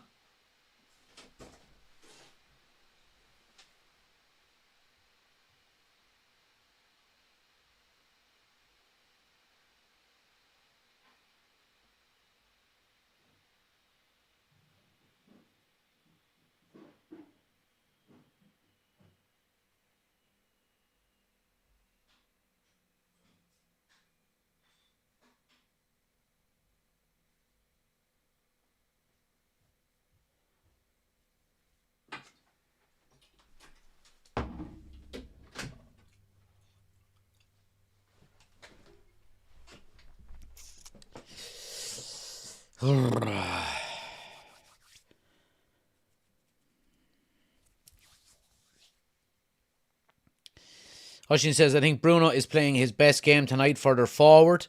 D says, it's not hard when he's been playing beside defensive midfielders the whole season. Ronan says, what do you think of the first half? Disappointing. And D says, from the final whistle onwards for the rest of this season, I'm going to stop telling players to fuck off.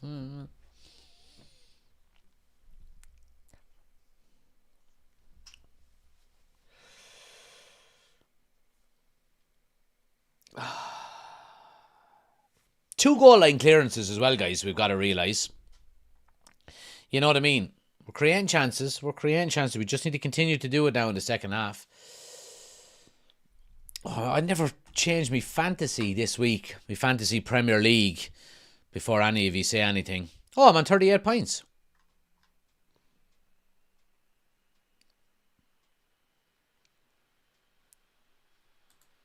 I'm on 38 points.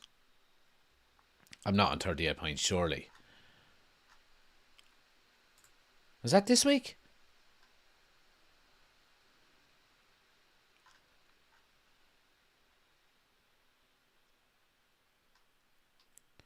What?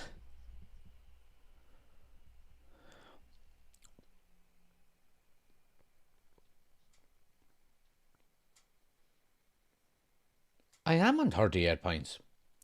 Already. Gahey has me 6 points. Did he score? How is he getting a clean sheet? Oh, that must be nearly over. Oh, yeah, sure, they started earlier, didn't they? Ooh. Barracuda. Interesting. Well, 38 points is probably not that good then at all. Haaland with 12, Thiago with 9.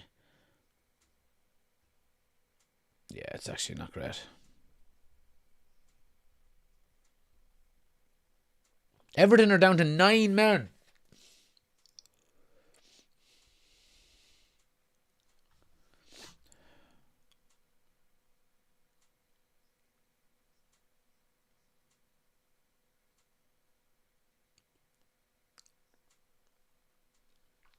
Yeah, Jack Grealish clapped at the referee.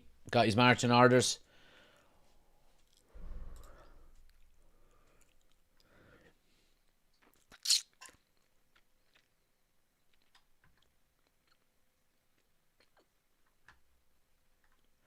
Yeah, my bet is absolutely down to Swanee anyway. I have Man City to win, they're 1-1. I have Everton to win, they're 1-1 and down to 9 men. I have United to win, we're losing 1-0. And I have Newcastle to win, and they're losing 2-1. So yeah, bye-bye.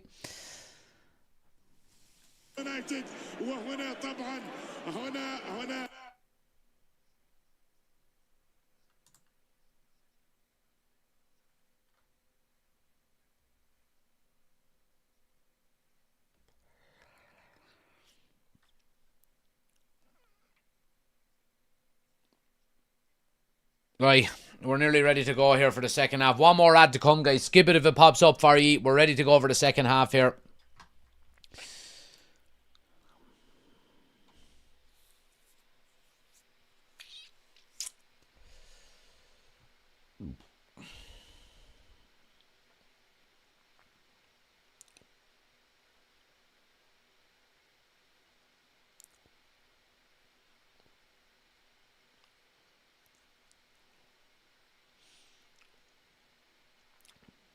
It's mad. We've had 5 previous players take on the interim manager role since Ferguson left. 5 in less than 13 years.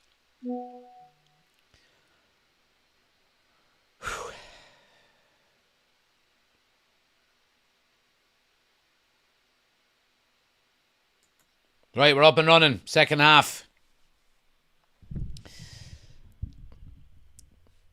Noel is in. He says, Chelsea losing, we have to win this. Yeah, I mean, we have to win it when you think about it, you know. Like, look at the standings at the moment. Yeah, we jump back up to 6th. We're 7th at the moment. Brentford are gone ahead of us. And actually will stay ahead of us. Brentford are up to 5th. Keith Andrews' Brentford are up to 5th. We have to win this game.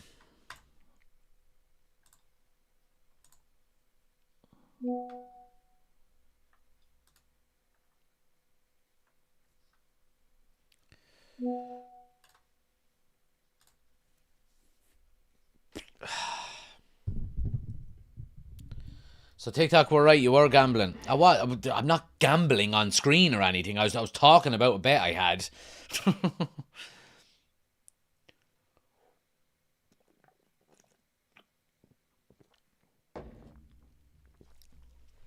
Can't a man have a bet and a drink on a Wednesday night anymore?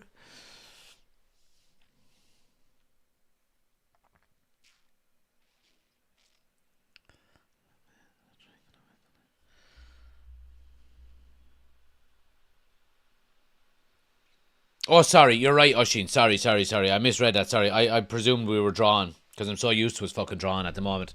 Yeah, no, you're right. We will go ahead of him by a pint. Oh, Wish! Sesko now. Comes back to Dorgo. He takes a strike. It's blocked. It's just a lack of urgency in front of goal, lads.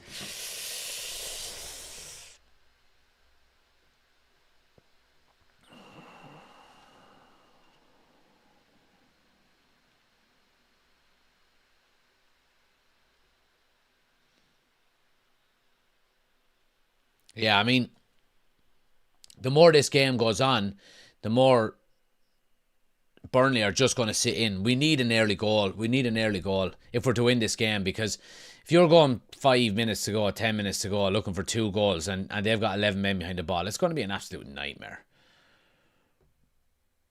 Lissandro Martinez with a rare giveaway.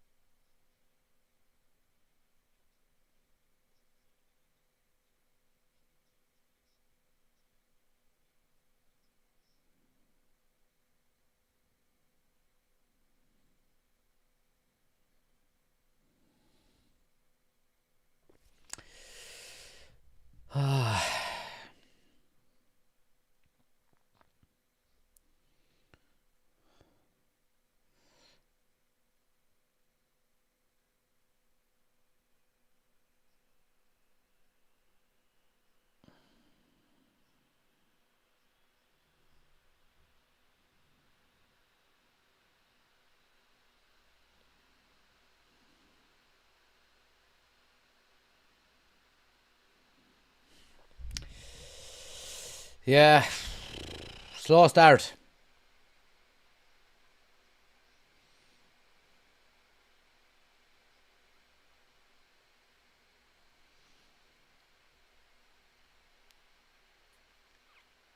Yeah.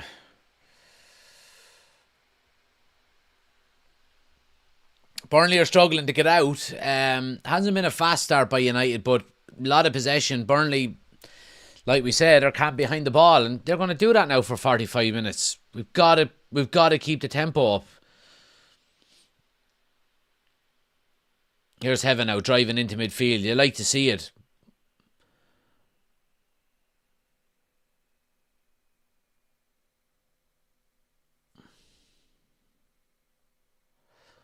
Bruno now slips. Sesko! There's the goal! Benjamin Sesko playing off the shoulder of the defender. I fucking told ya his runs were good. I told you his positioning was good. He needed a little bit of luck, and by God he got it. A really good finish into the far side for Benjamin Sesko. He's got a smile on his face, and that's exactly what he needs now. A bit of confidence. A brilliant striker's run off of one centre half behind the other one. Bruno plays a lovely little ball right into the channel for him. He doesn't even need a first touch. He hits it first time. The build-up play is good. Bruno opens his body. Sesko's on the move. He's onside. Lovely ball. First time finish, and it's 1-1. Get up the yard.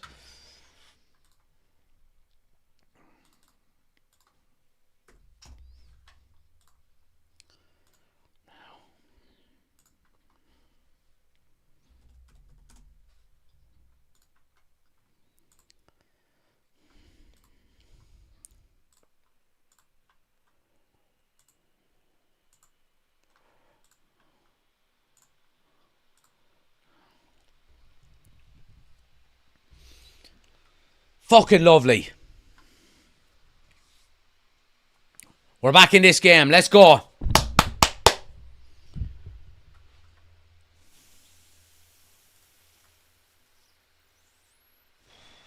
Shaw now coming up the left-hand side. Cunha now centrally, looking for an option. Gets it onto Bruno.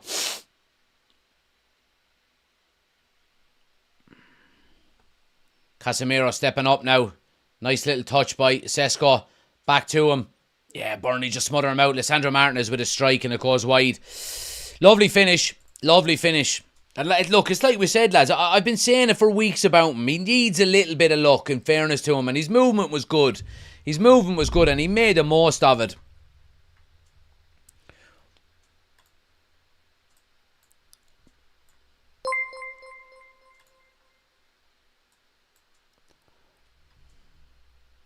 Bruno now.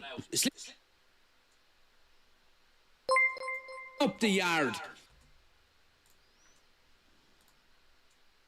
Now. Bruno.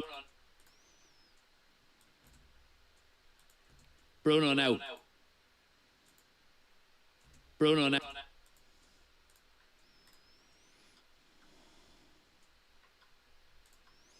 Sorry, I'm just editing the match reaction.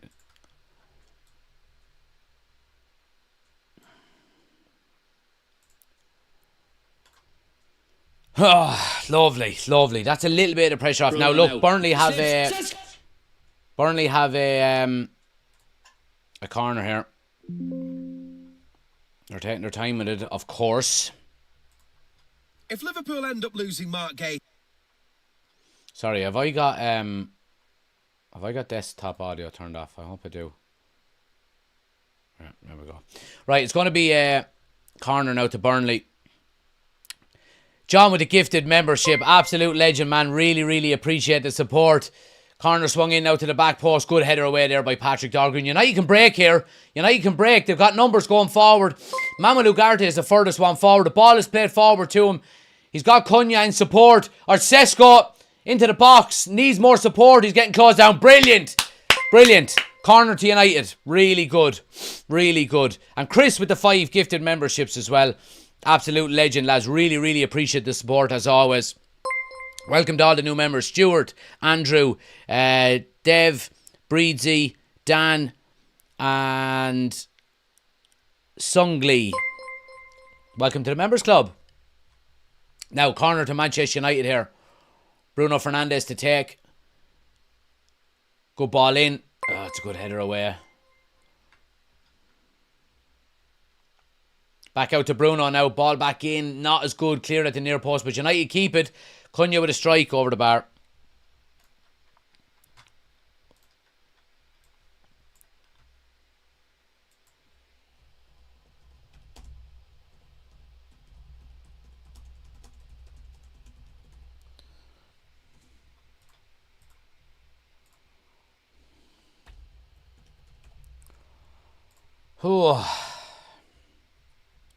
Wished. Oh, Bruno has hit the post, has he? Oh, I think Bruno hit the post there. Sorry, I didn't. I was looking away. Let's have a look. It's Lisandro Martinez with a lovely direct ball. We know how good he is at him. The ball comes to Bruno in the box. He takes a strike near post. Dubravka probably has his angles covered. Bruno strikes it near post and rattles the crossbar. This game is here for the taking. I'd be shocked if United don't go on and win this game. Yeah, I said it. I said it. Alright, not going back on it either.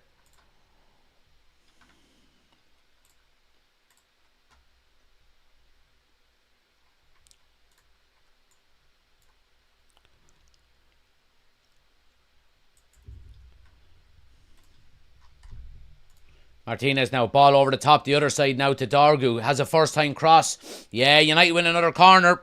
Good positive play here by United.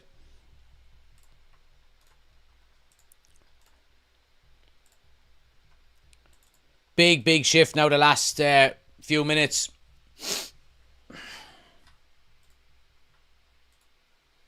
Right, we're all set.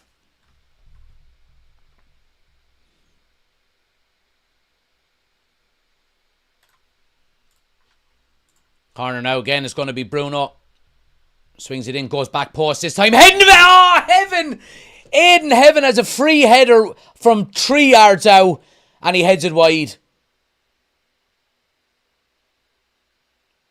He's all on his own. It actually hits his own shoulder. He completely misjudged it. Has too much time. Heads the ball down onto his own shoulder and heads it wide. Should be 2-1.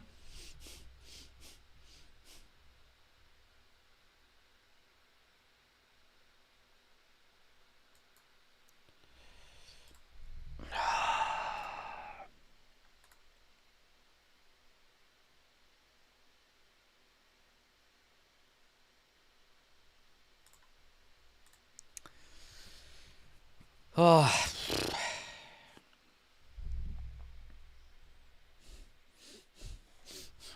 Give me that. Oh, there. 1 sec.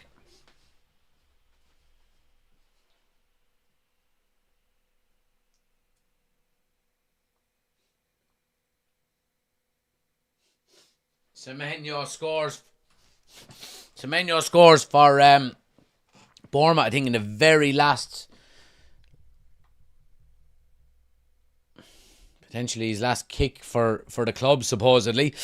What we say in the chat here, D says, oh, Benjamin Sesko. Absolutely. Need to be Burnley now coming down the left-hand side here. Nice little 1-2. They get it to the end line, cross into the box. Yeah, Delaw's well positioned to clear, but Burnley still have it now. They're going to... Oh, good tackle by Bruno. Oh, Burnley are still holding on to it. United are forcing them back. Good stuff there, Ugarte. Again, the ball keeps falling to a fucking Burnley player. Poxy. Up the tempo, up the pressure. Grant says, good to see us pressing hard and winning second balls. It's here for the taking. Yeah, Burnley coming though. Cross into the box, that should be Lemens. And it is, and it is, and it is.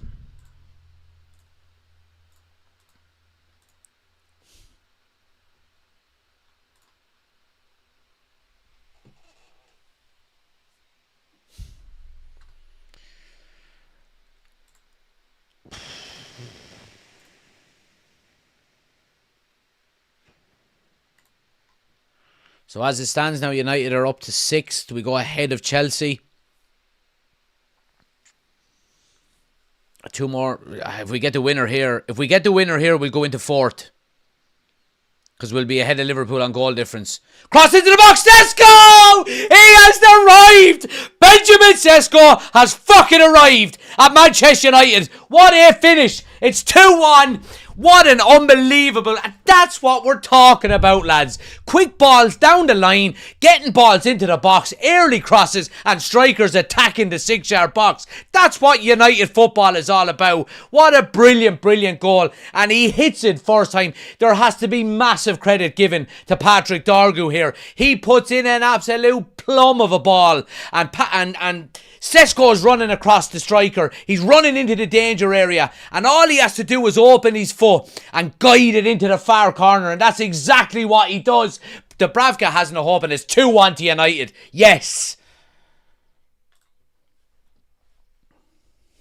Tim Sherwood saying at half-time, Benjamin Sesko wouldn't be wearing a Man United jersey in the second half if I wasn't playing, if I was the manager. Well, do you know what, Tim? That's why you're not the fucking manager, you absolute fraud.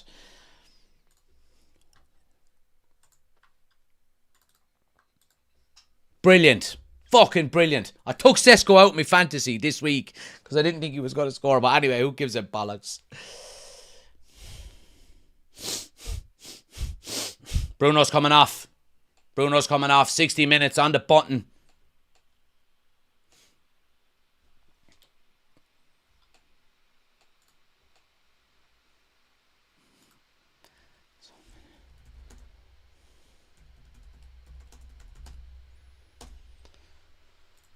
Mason Mount is on.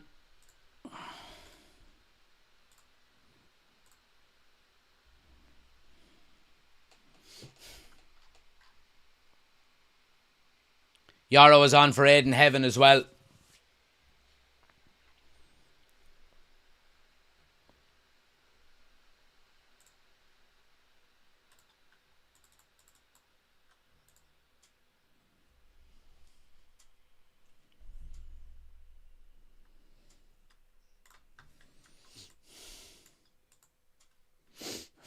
Come on now, boys. We don't sit back here now. Let's go get the third one. Go get the third one and put this to bed. Sesko, great pressure. Go on, go win it. Oh, you poxy fucker, yeah.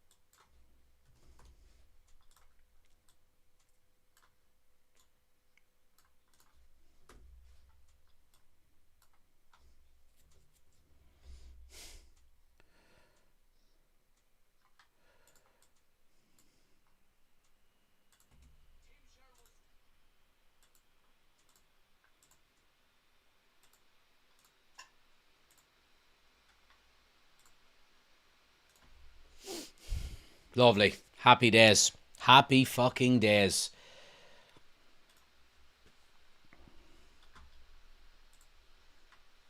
Happy days. Oh. What are we saying? Chelsea bet. Go and put this to bed now, lads. Yeah, absolutely. And look, as it stands, we are in the top 4 as it stands.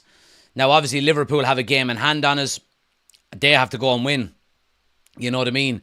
They are playing Arsenal tomorrow, which I don't think they are going to win. So, you know, you talk about taking advantage. Get a third goal here now and just put that to bed. And Bob's your uncle. Free kick to Burnley now. Opportunity for them just to pitch one in.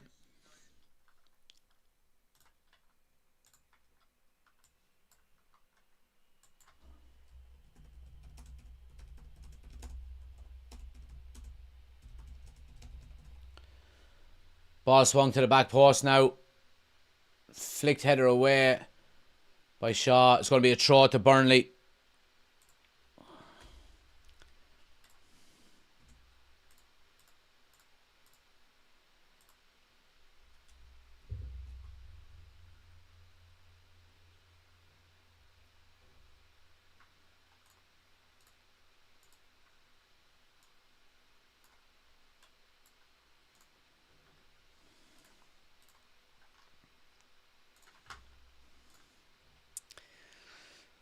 I need to get an editor to do all of these goal reaction videos for me. Anyway, long throw in. Good header away there by Luke Shaw now. Cunha putting the pressure on, forcing Burnley all the way back to the halfway line. Keep the pressure, keep the pressure. All right, okay.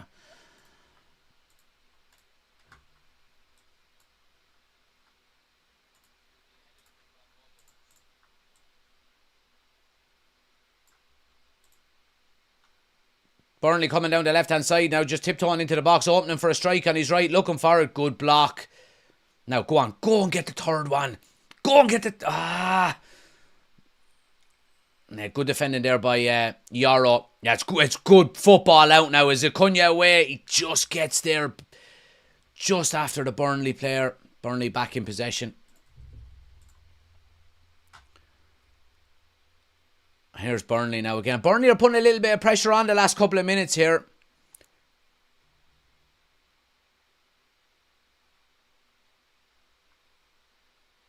Yeah, United have numbers back there now. Hopefully it's enough for him just to... Oh, it's not. Oh my God, it's 2-2. Jesus Christ, why did I say we've got enough back? That's an absolute worldie of a goal. It's 2-2. Substitute gets it, just opens his body. I'll have to have a look at it again here. From initial reactions, it looks like he gets too much time on the ball. He opens it up onto his left foot. He's just inside the box, I think, and he absolutely buries one in the top corner. What is it with players getting absolute world-class goals against us the last couple of weeks? And this is absolutely another one. Again, Burnley have been on top the last couple of minutes. Not enough pressure on him. He turns onto his left foot, just inside the box. It's between Lisandro Martinez and Luke Shaw. They kind of don't make up their mind and don't close him down properly between the two of them. He opens up, and United have to go and win this game all over again.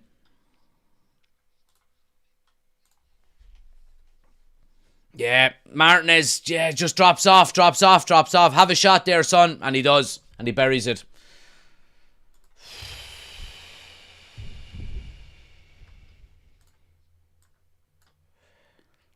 Burnley are in the ascendancy now. They win the ball back. They're coming forward again. Delot does well to win it back. Just need to go and score again, lads. We need to go and score again. Simple as that.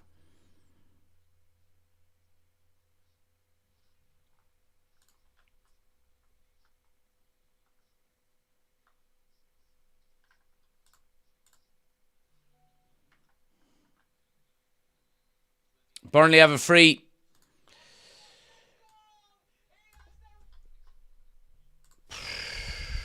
Fucking hell.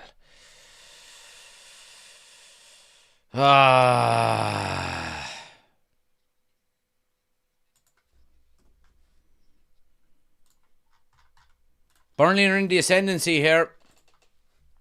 Absolute nightmare. Martinez doesn't stay close enough.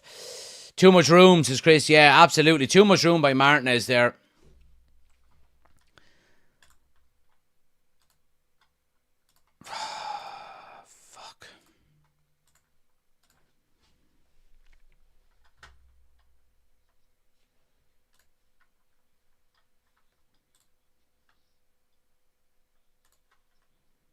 It's a really, really good opportunity for Burnley here. Now, right on the edge of the box.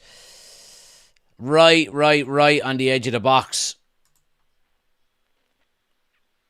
Oh, my God. Sorry, I never changed the score.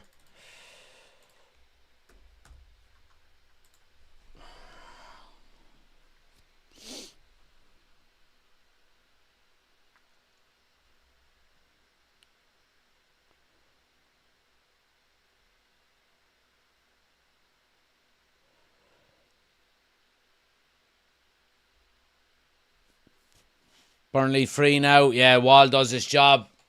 Wall does his job.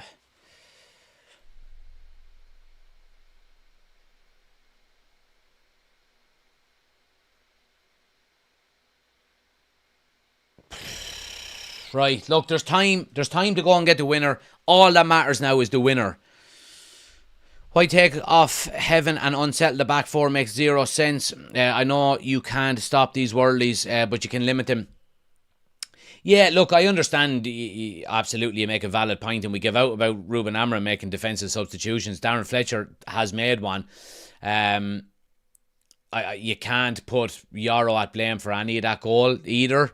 It's just one of these things, really. But I do agree. I would like to see a settled back four for as often as possible. You know.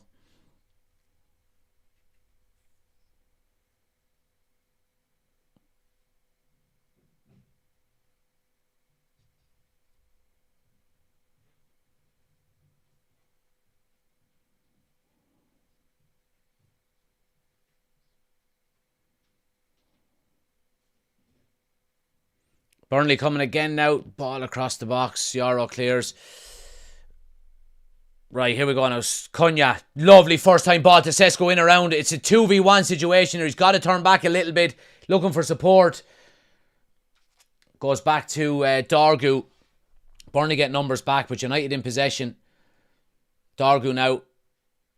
Going to run at the fullback. Comes in onto his right foot. Takes a strike. It's well blocked. Really well won by Casemiro second time. Get him, boys. We're trying to force it through the middle sometimes too much. It happened in the first half. It's happening now again a couple of times. But we just need to turn and go wide.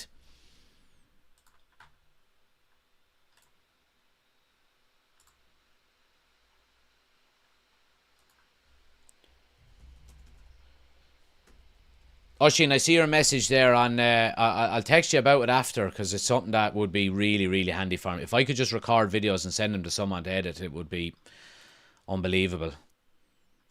I'd get so much more of them done. Anyway, I'll text you later about it. Party Boober says Fletcher out. Here's Shaw now. Ball into the box. Sesko on the swivel. Oh, he gets the shot away and it takes a slight deflection, I think, and just trickles into the goalkeeper's hands. Burnley are on the break now. United do have numbers back. They've got a 4-5v3. Great tackle, Ugarte. That's his game.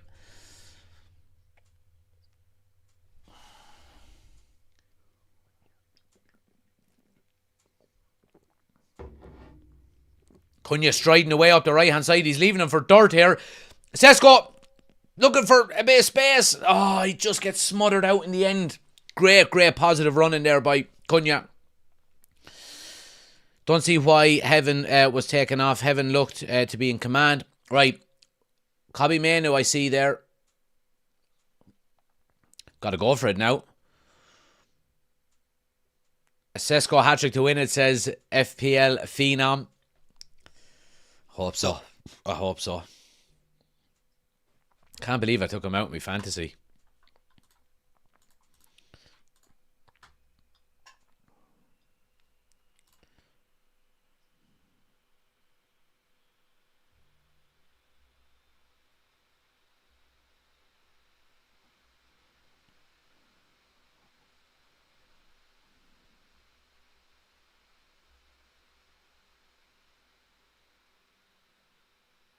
Ball down the line now, Burnley.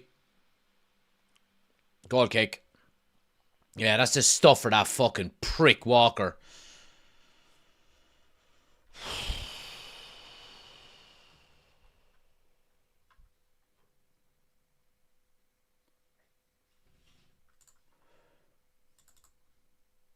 Kobe Mainoo and Joshua Zirkzee coming on here. Cunha's coming off. What?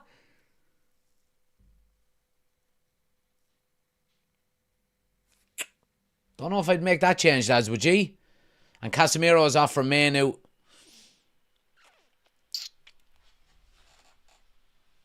It could either make or break our opportunities now to go on and win this game.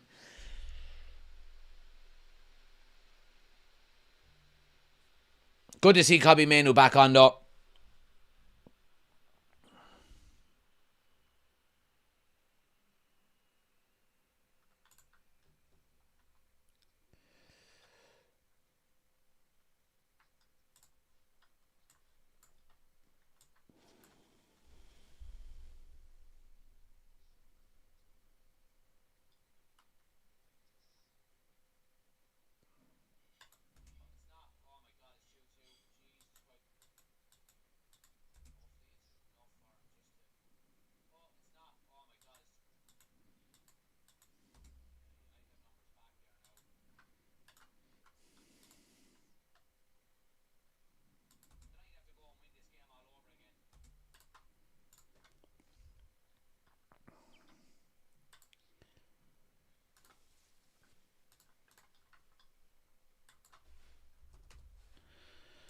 Right, United just in a bit of possession here.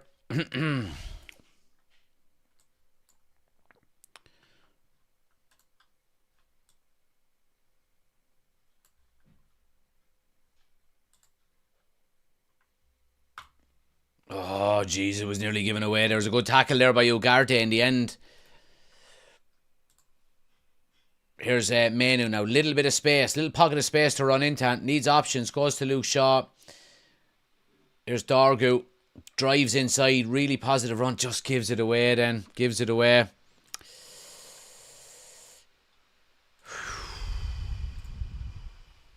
Well one back. Oh, Mainoo gives it away. Sluggish.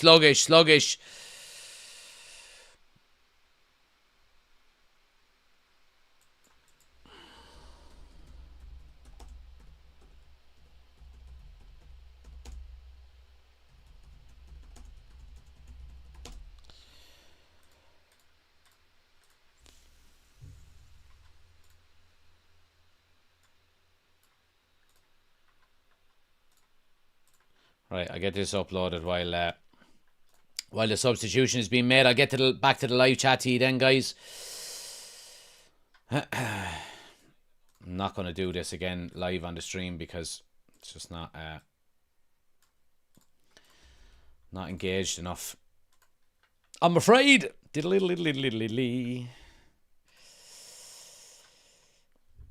Anyway, free to Burnley just inside their own half. Looking for another free on the edge of the box against Martinez. They're not going to get it.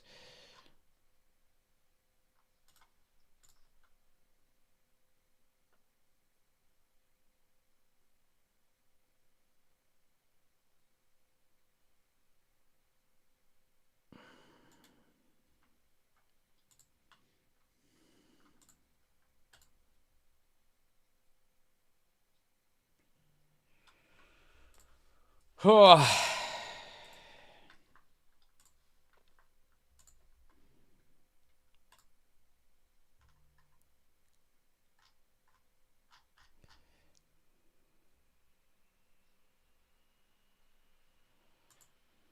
Here's Shaw now, cross into the box. Oh, it's headed away near post. It'll come to Mainoo out on the edge. He gets it out to Delo. Oh, it's a poor enough pass back to Mainoo by Delo. He has to rush the cross. Here's Yaron now, drives in. Gets it wide to Delo. Good. Delo loses his footing. Cross into the box. Header across. Oh, the header down there, but it was by Lenny Yaron. No one gambling across the 6-yard box.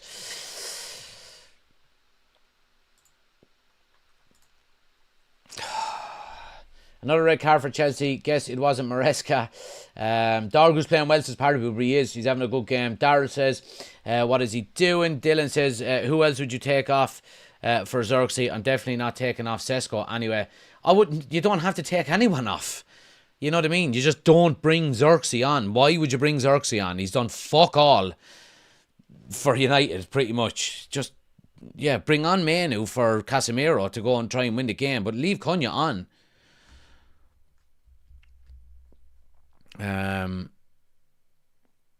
Cunha hasn't been great though. I understand Cunha hasn't been great. It hasn't been his best performance. But who's more likely to get you a goal? Matheus Cunha or Joshua Zirkzee? Come on now, lads. You know, use your noggins.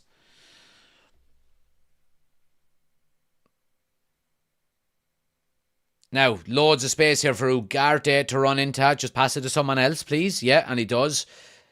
Dargu now on the left. Luke Shaw on the overlap. Gets it to Luke Shaw. The cross is deflected. Sesko's up for the header. Bobbling around. They eventually clear it.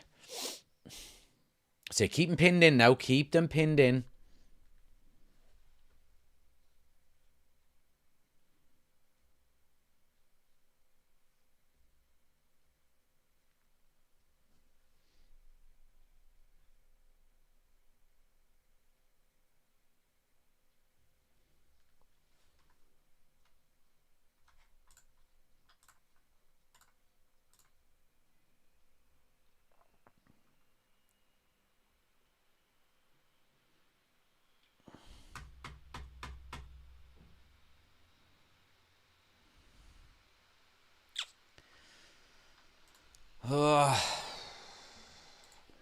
This game is still in the balance, lads.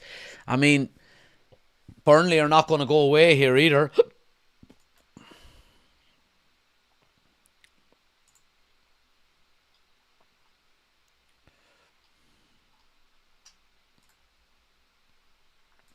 Like, looking at the stats there, Burnley's XG is still only 0.21 and they've scored 2 goals. Like, you know what I mean? It's absolutely crazy.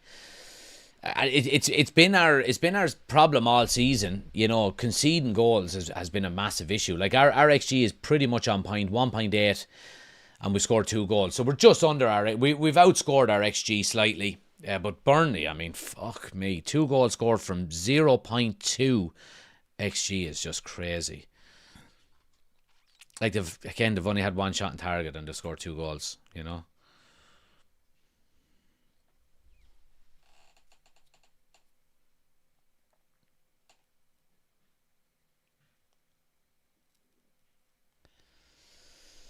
Anyway, smash a like in the video if you haven't. Subscribe if you're new to the channel.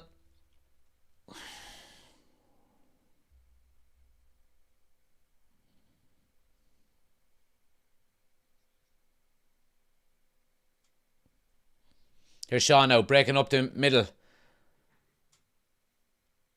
Inside to Zirkzee, gets a first touch, takes a striker's block, comes to Dargu. Dargu crosses. Sesko! Oh, right at the keeper.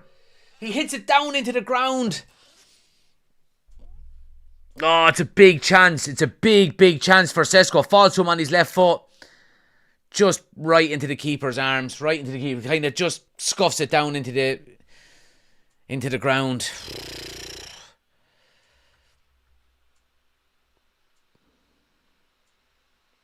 Burnley have a corner down the other end on the back of it.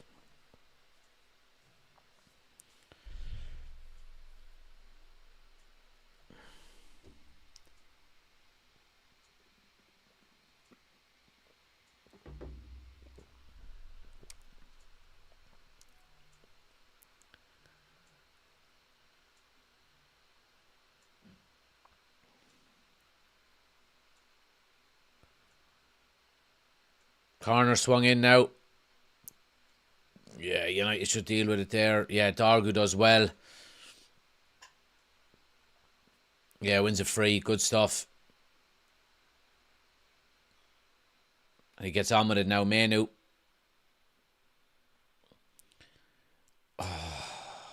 Looking for Benjamin Sesko, but it's easily intercepted. We need 3 points, says Hilver Mason. Yeah, we do. Absolutely, we do. Especially when you think about City and Arsenal coming up.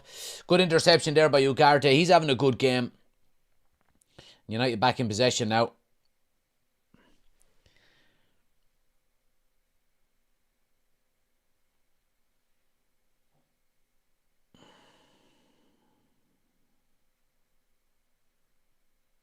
There's Dargu now down the left. Just looking for a he gets his feet mixed up and it's a goal kick. He was just looking for a bit of space for a cross. Dargu's having a good game as well, in fairness to him. But here's the chance again for Sesko. He just plays it down into the ground. You can see what he's trying to do. He's trying to place it near post, but the keeper is positioned on that side anyway, so he's always going to save it. Shea Lacey coming on for Manuel Ugarte here. Darren Fletcher is going for it in the last 7 minutes. Shea Lacey on for Manuel Ugarte.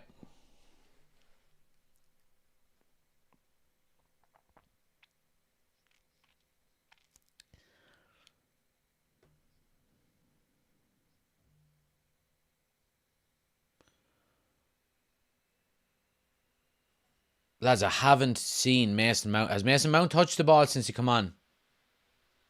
I just heard his name being mentioned on commentary there. I actually didn't even realise. Oh, Xerxes gives away a ball to Burnley now in the danger zone. They're coming down the right hand side here. He needs to be closed down. Yeah, he is, and it's blocked. Get away with one.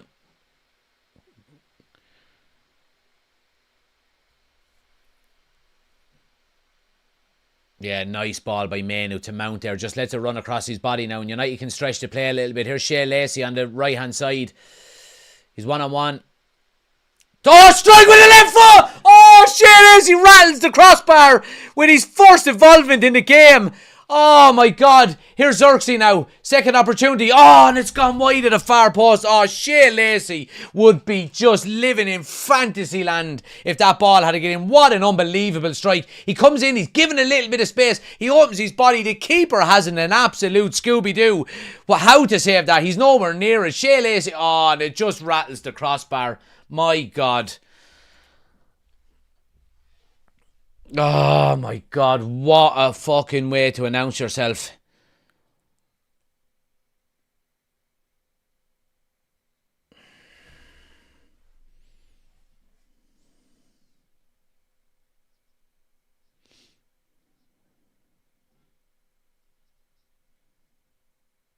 Lovely first touch there by Manu. Really good close control, good stuff. Man, now boys, 5 minutes to get the winner here.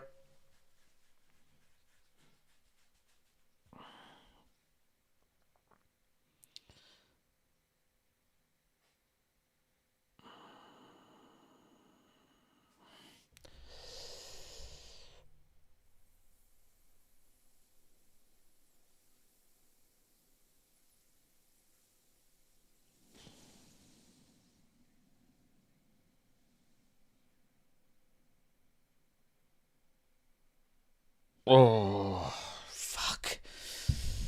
Not even 5 minutes on the park and already rocking. Let's get the winner now, says D. Come on, lads. Come on to fuck now. Come on. Oh, look, they're all over the shop.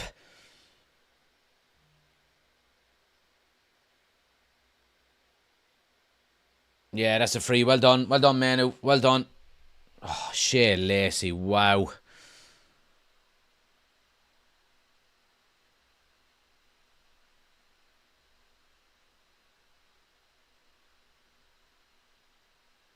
Right, come on, lads. Let's go. The fucking free happened 30 seconds ago. Why haven't you taken it yet?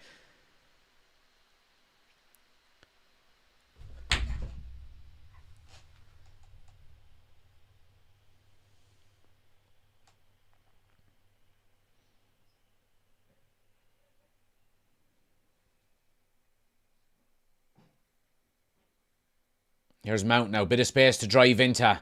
Come on, lads. Just get players forward. Here's Dargu now. Back to Mount. Manu.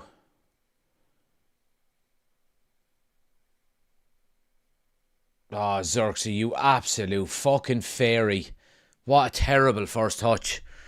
Well done, Shaw. Wins it back. Here's Delona. What the fuck is he doing there? Oh, what? Don't hit it. Manu over the bar. It's fresh legs, lads. What can't you understand about it? To keep the press on, to keep the off-the-shoulder runs, these all lead to goal chances. What?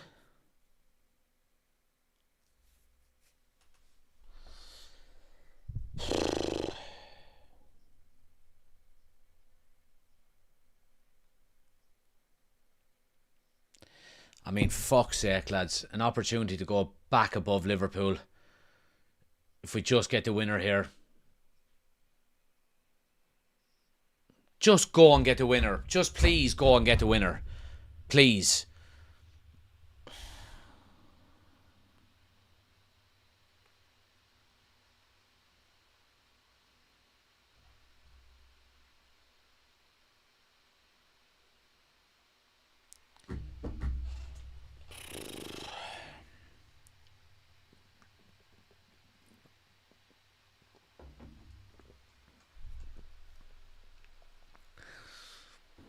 It could have been killed.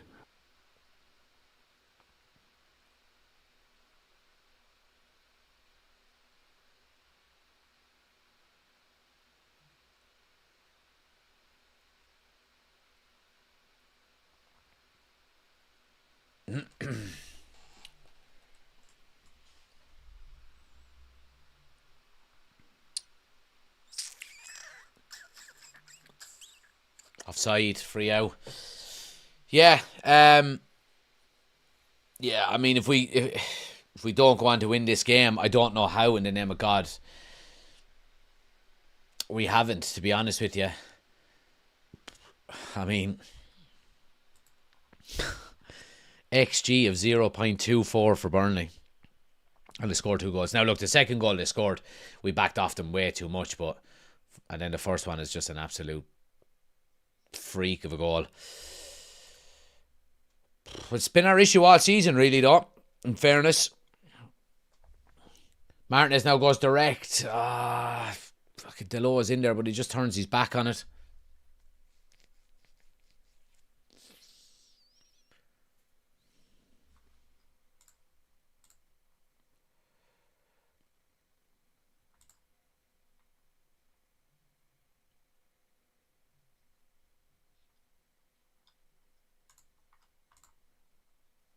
Five minutes added on.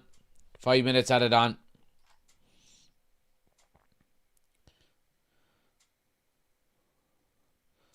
Just watching a replay on Twitter here of Shea Lacey's strike. He was actually wheeling away and nearly celebrating.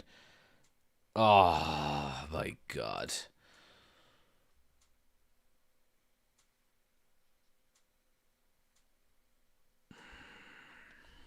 Probably 4 minutes. Yeah, 5 minutes. Yeah, 5 minutes.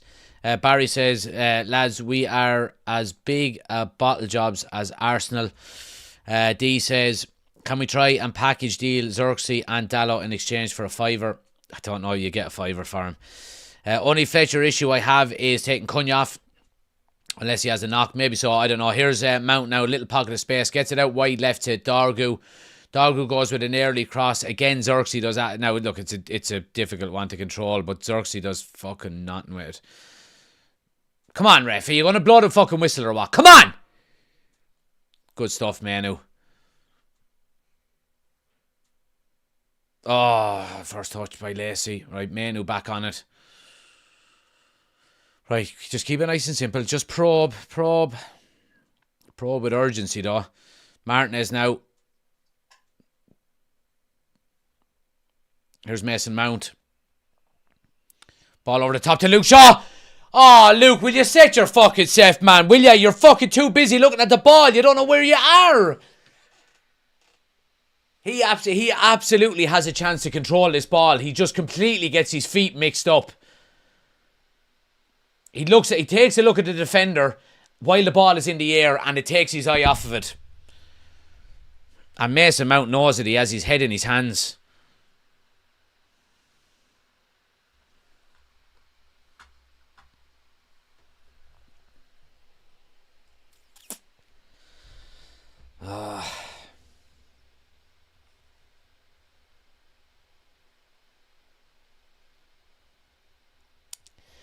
Right, just over 2.5 minutes to go.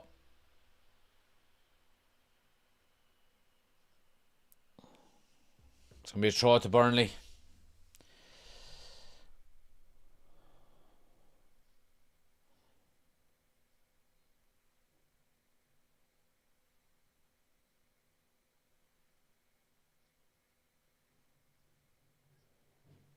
Another throw to Burnley. Deep in United's half. This is exactly what they want now. Just over 60 seconds on the clock. Or sorry, just over 2 minutes on the clock.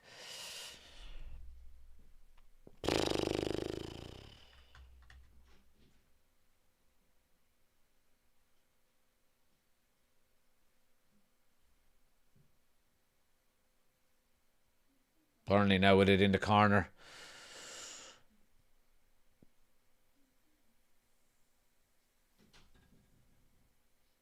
I mean, look, I understand Burnley.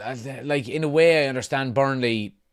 Like, why aren't they going for it? I mean, they're in a relegation battle.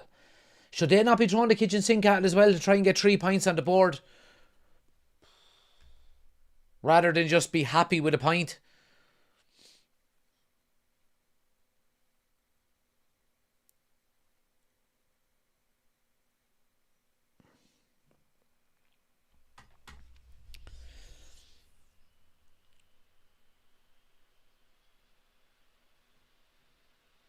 I mean, what's going on here, ref? I mean, get this lad 10 yards back off the fucking ball, will ya? Or give him a yellow card. What you doing, you fucking plum of a referee?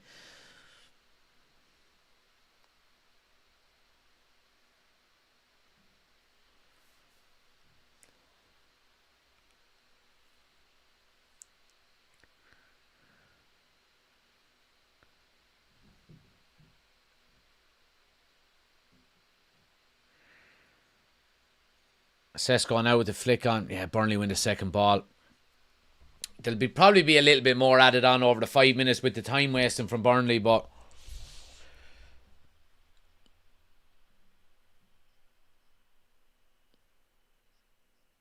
here's Delon now. Works the ball wide right to Shea Lacey. He comes back in on his left, really positive. Takes another strike. Oh, jeez, he goes wide at the near post this time. This young lad is full of confidence. Oh.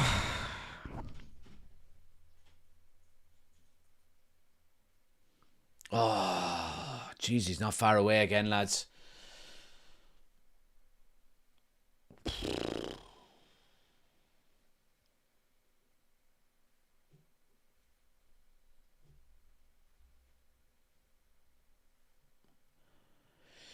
David Rice is in. He says, this is a point they are not expecting. Why would they risk it by going for it? Well, because they're in a fucking relegation battle. You know what I mean? Anyway, it's full time 2-2. Disappointing end, to be honest with you. Look, like we said, when you look at the XG that Burnley had, 0.2 XG, and they scored 2 goals. Obviously, the first goal is an absolute freak of a goal, and yeah, the second one we back off too much. Lisandro Martinez backs off too much, and it's an absolute worldly of a strike. And even with the worldly of a strike, that's why their XG is so low, because you're not expected to score from that position, you know, and they did. Some positives from the game, obviously. A back four to start with is an absolute massive positive when everything that's happened in the last maybe however long. Benjamin Sesko getting 2 goals in the second half, I think, is a really good positive. I'm absolutely delighted for him. I've been saying for weeks now that his all-round gameplay has been good. His positioning is good. His runs are good. And with a bit of luck, he'll get goals. And look, he got that tonight. A lot of people calling for him to be taken off at half-time, which I wasn't in agreement with. Good to see Bruno back, Mount back, Manu back. All positives for United in the next couple of weeks. But again, ultimately, guys, it's another draw for Manchester United. And again, we missed the opportunity to go fourth in the league, which is just crazy when you think about it. Brentford are now ahead of us, a point ahead of us on the same games. Liverpool are 2 points ahead of us. Look, they're playing Arsenal tomorrow. Obviously, they're not the favourites. But we had a real opportunity. If we had gone on and got the winner tonight, or held onto the lead, we would have gone ahead of Liverpool on goal difference. So, I mean, Ruben Amorim is gone, and Darren Fletcher is in for now. But again, it's Manchester United drawing games, and yeah, we need to, first of all, we need to stop conceding, because, you know, we're scoring goals. We just need to stop conceding. And look, that will hopefully improve when, you know, the likes of a bit more experience is back in the team. You know, Harry Maguire is back and was on the bench today. He's not the long-term option, absolutely not. But getting De Ligt back hopefully in the next few weeks as well will obviously add positives to it. Let's get down through the last couple of comments before we finish. D says it's embarrassing. I wouldn't go that far. Ineos and the Glazers out. Zach Wilcox. Yeah. Party Pooper says, we bottled that, but nice to see Sesko scoring. Kevin says, another poxy draw. Anita says, Lacey. Yeah, Lacey's a really big positive there. I mean, to come on and hit the crossbar basically with your first touch is absolutely phenomenal. It showed real positivity and real flair. And look, he's a young kid that's trying to make a name for himself, and he wants to be in that team. That right-hand side is up for grabs in the next couple of games, you know, with obviously Ahmad and Mbumo missing. Now, ultimately, he probably won't get a lot of game time once they come back. But, you know, he is certainly in contention for the game on Sunday against Brighton in the FA Cup now. Chris says, same United, different coach, Sesko brilliant, Ugarte good, Cunha out of position, no real threat. I agree with all of that. Yeah, the only good outcome from this game is Sesko scoring, says Darryl. Warren says, far too many points dropped to teams in shit positions. We're relying on teams around us losing to keep us up the pitch. Shambles. Few positives, but not enough. Brentford are ahead of us. Yeah, they are. Need the lick back, says Darryl. Absolutely. Denton says Casemiro is on the yacht. And Clarion says, once we get our key players back, we should just about be okay. Yeah, look, I mean, ultimately, you would hope when... And look, we were inconsistent when we had the AFCON players with us. You know, obviously that was under Ruben Amorim. So there is the opportunity to kick on when they come back, but we've got to do it. It's not a foregone conclusion, but you would hope that we can, because if we don't... I mean, look, I've been saying it for weeks now. There's a massive opportunity for United to get Champions League football at the end of this season. There really is, because teams are dropping points left, right and centre. I mean, look at the results tonight. Tottenham lose again. Not that they're, you know, in any way, shape or form in contention for it at all. Villa draw. Chelsea lose. City draw. Newcastle draw. And United draw. I mean, there's fucking... If anyone just gets their act together and puts in a serious run, then, yeah, I think I won't say top four is an easy get, but... It's absolutely doable. It really, really is. But yeah, look, let me know your thoughts in the comment section below, guys. If you are new to the channel, please do subscribe. Hit the like button as well on your way out. Another disappointing draw, but look, let's see what happens in the coming days. We could have news in an hour about interim manager. I wouldn't be surprised, to be quite honest with you. But until then, we've got Fletcher. Look, I think some of his substitutions tonight were positive. In fairness, he went for it in the end. And you've got to do that as a Manchester United manager. And Ruben Amorim didn't do that far too often. And I think that was one of his big downfalls.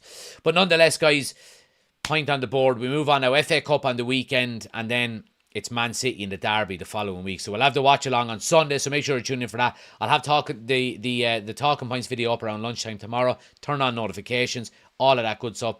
Like, share, subscribe if you're new. And yeah, I'll chat to you on the next one. Take it easy.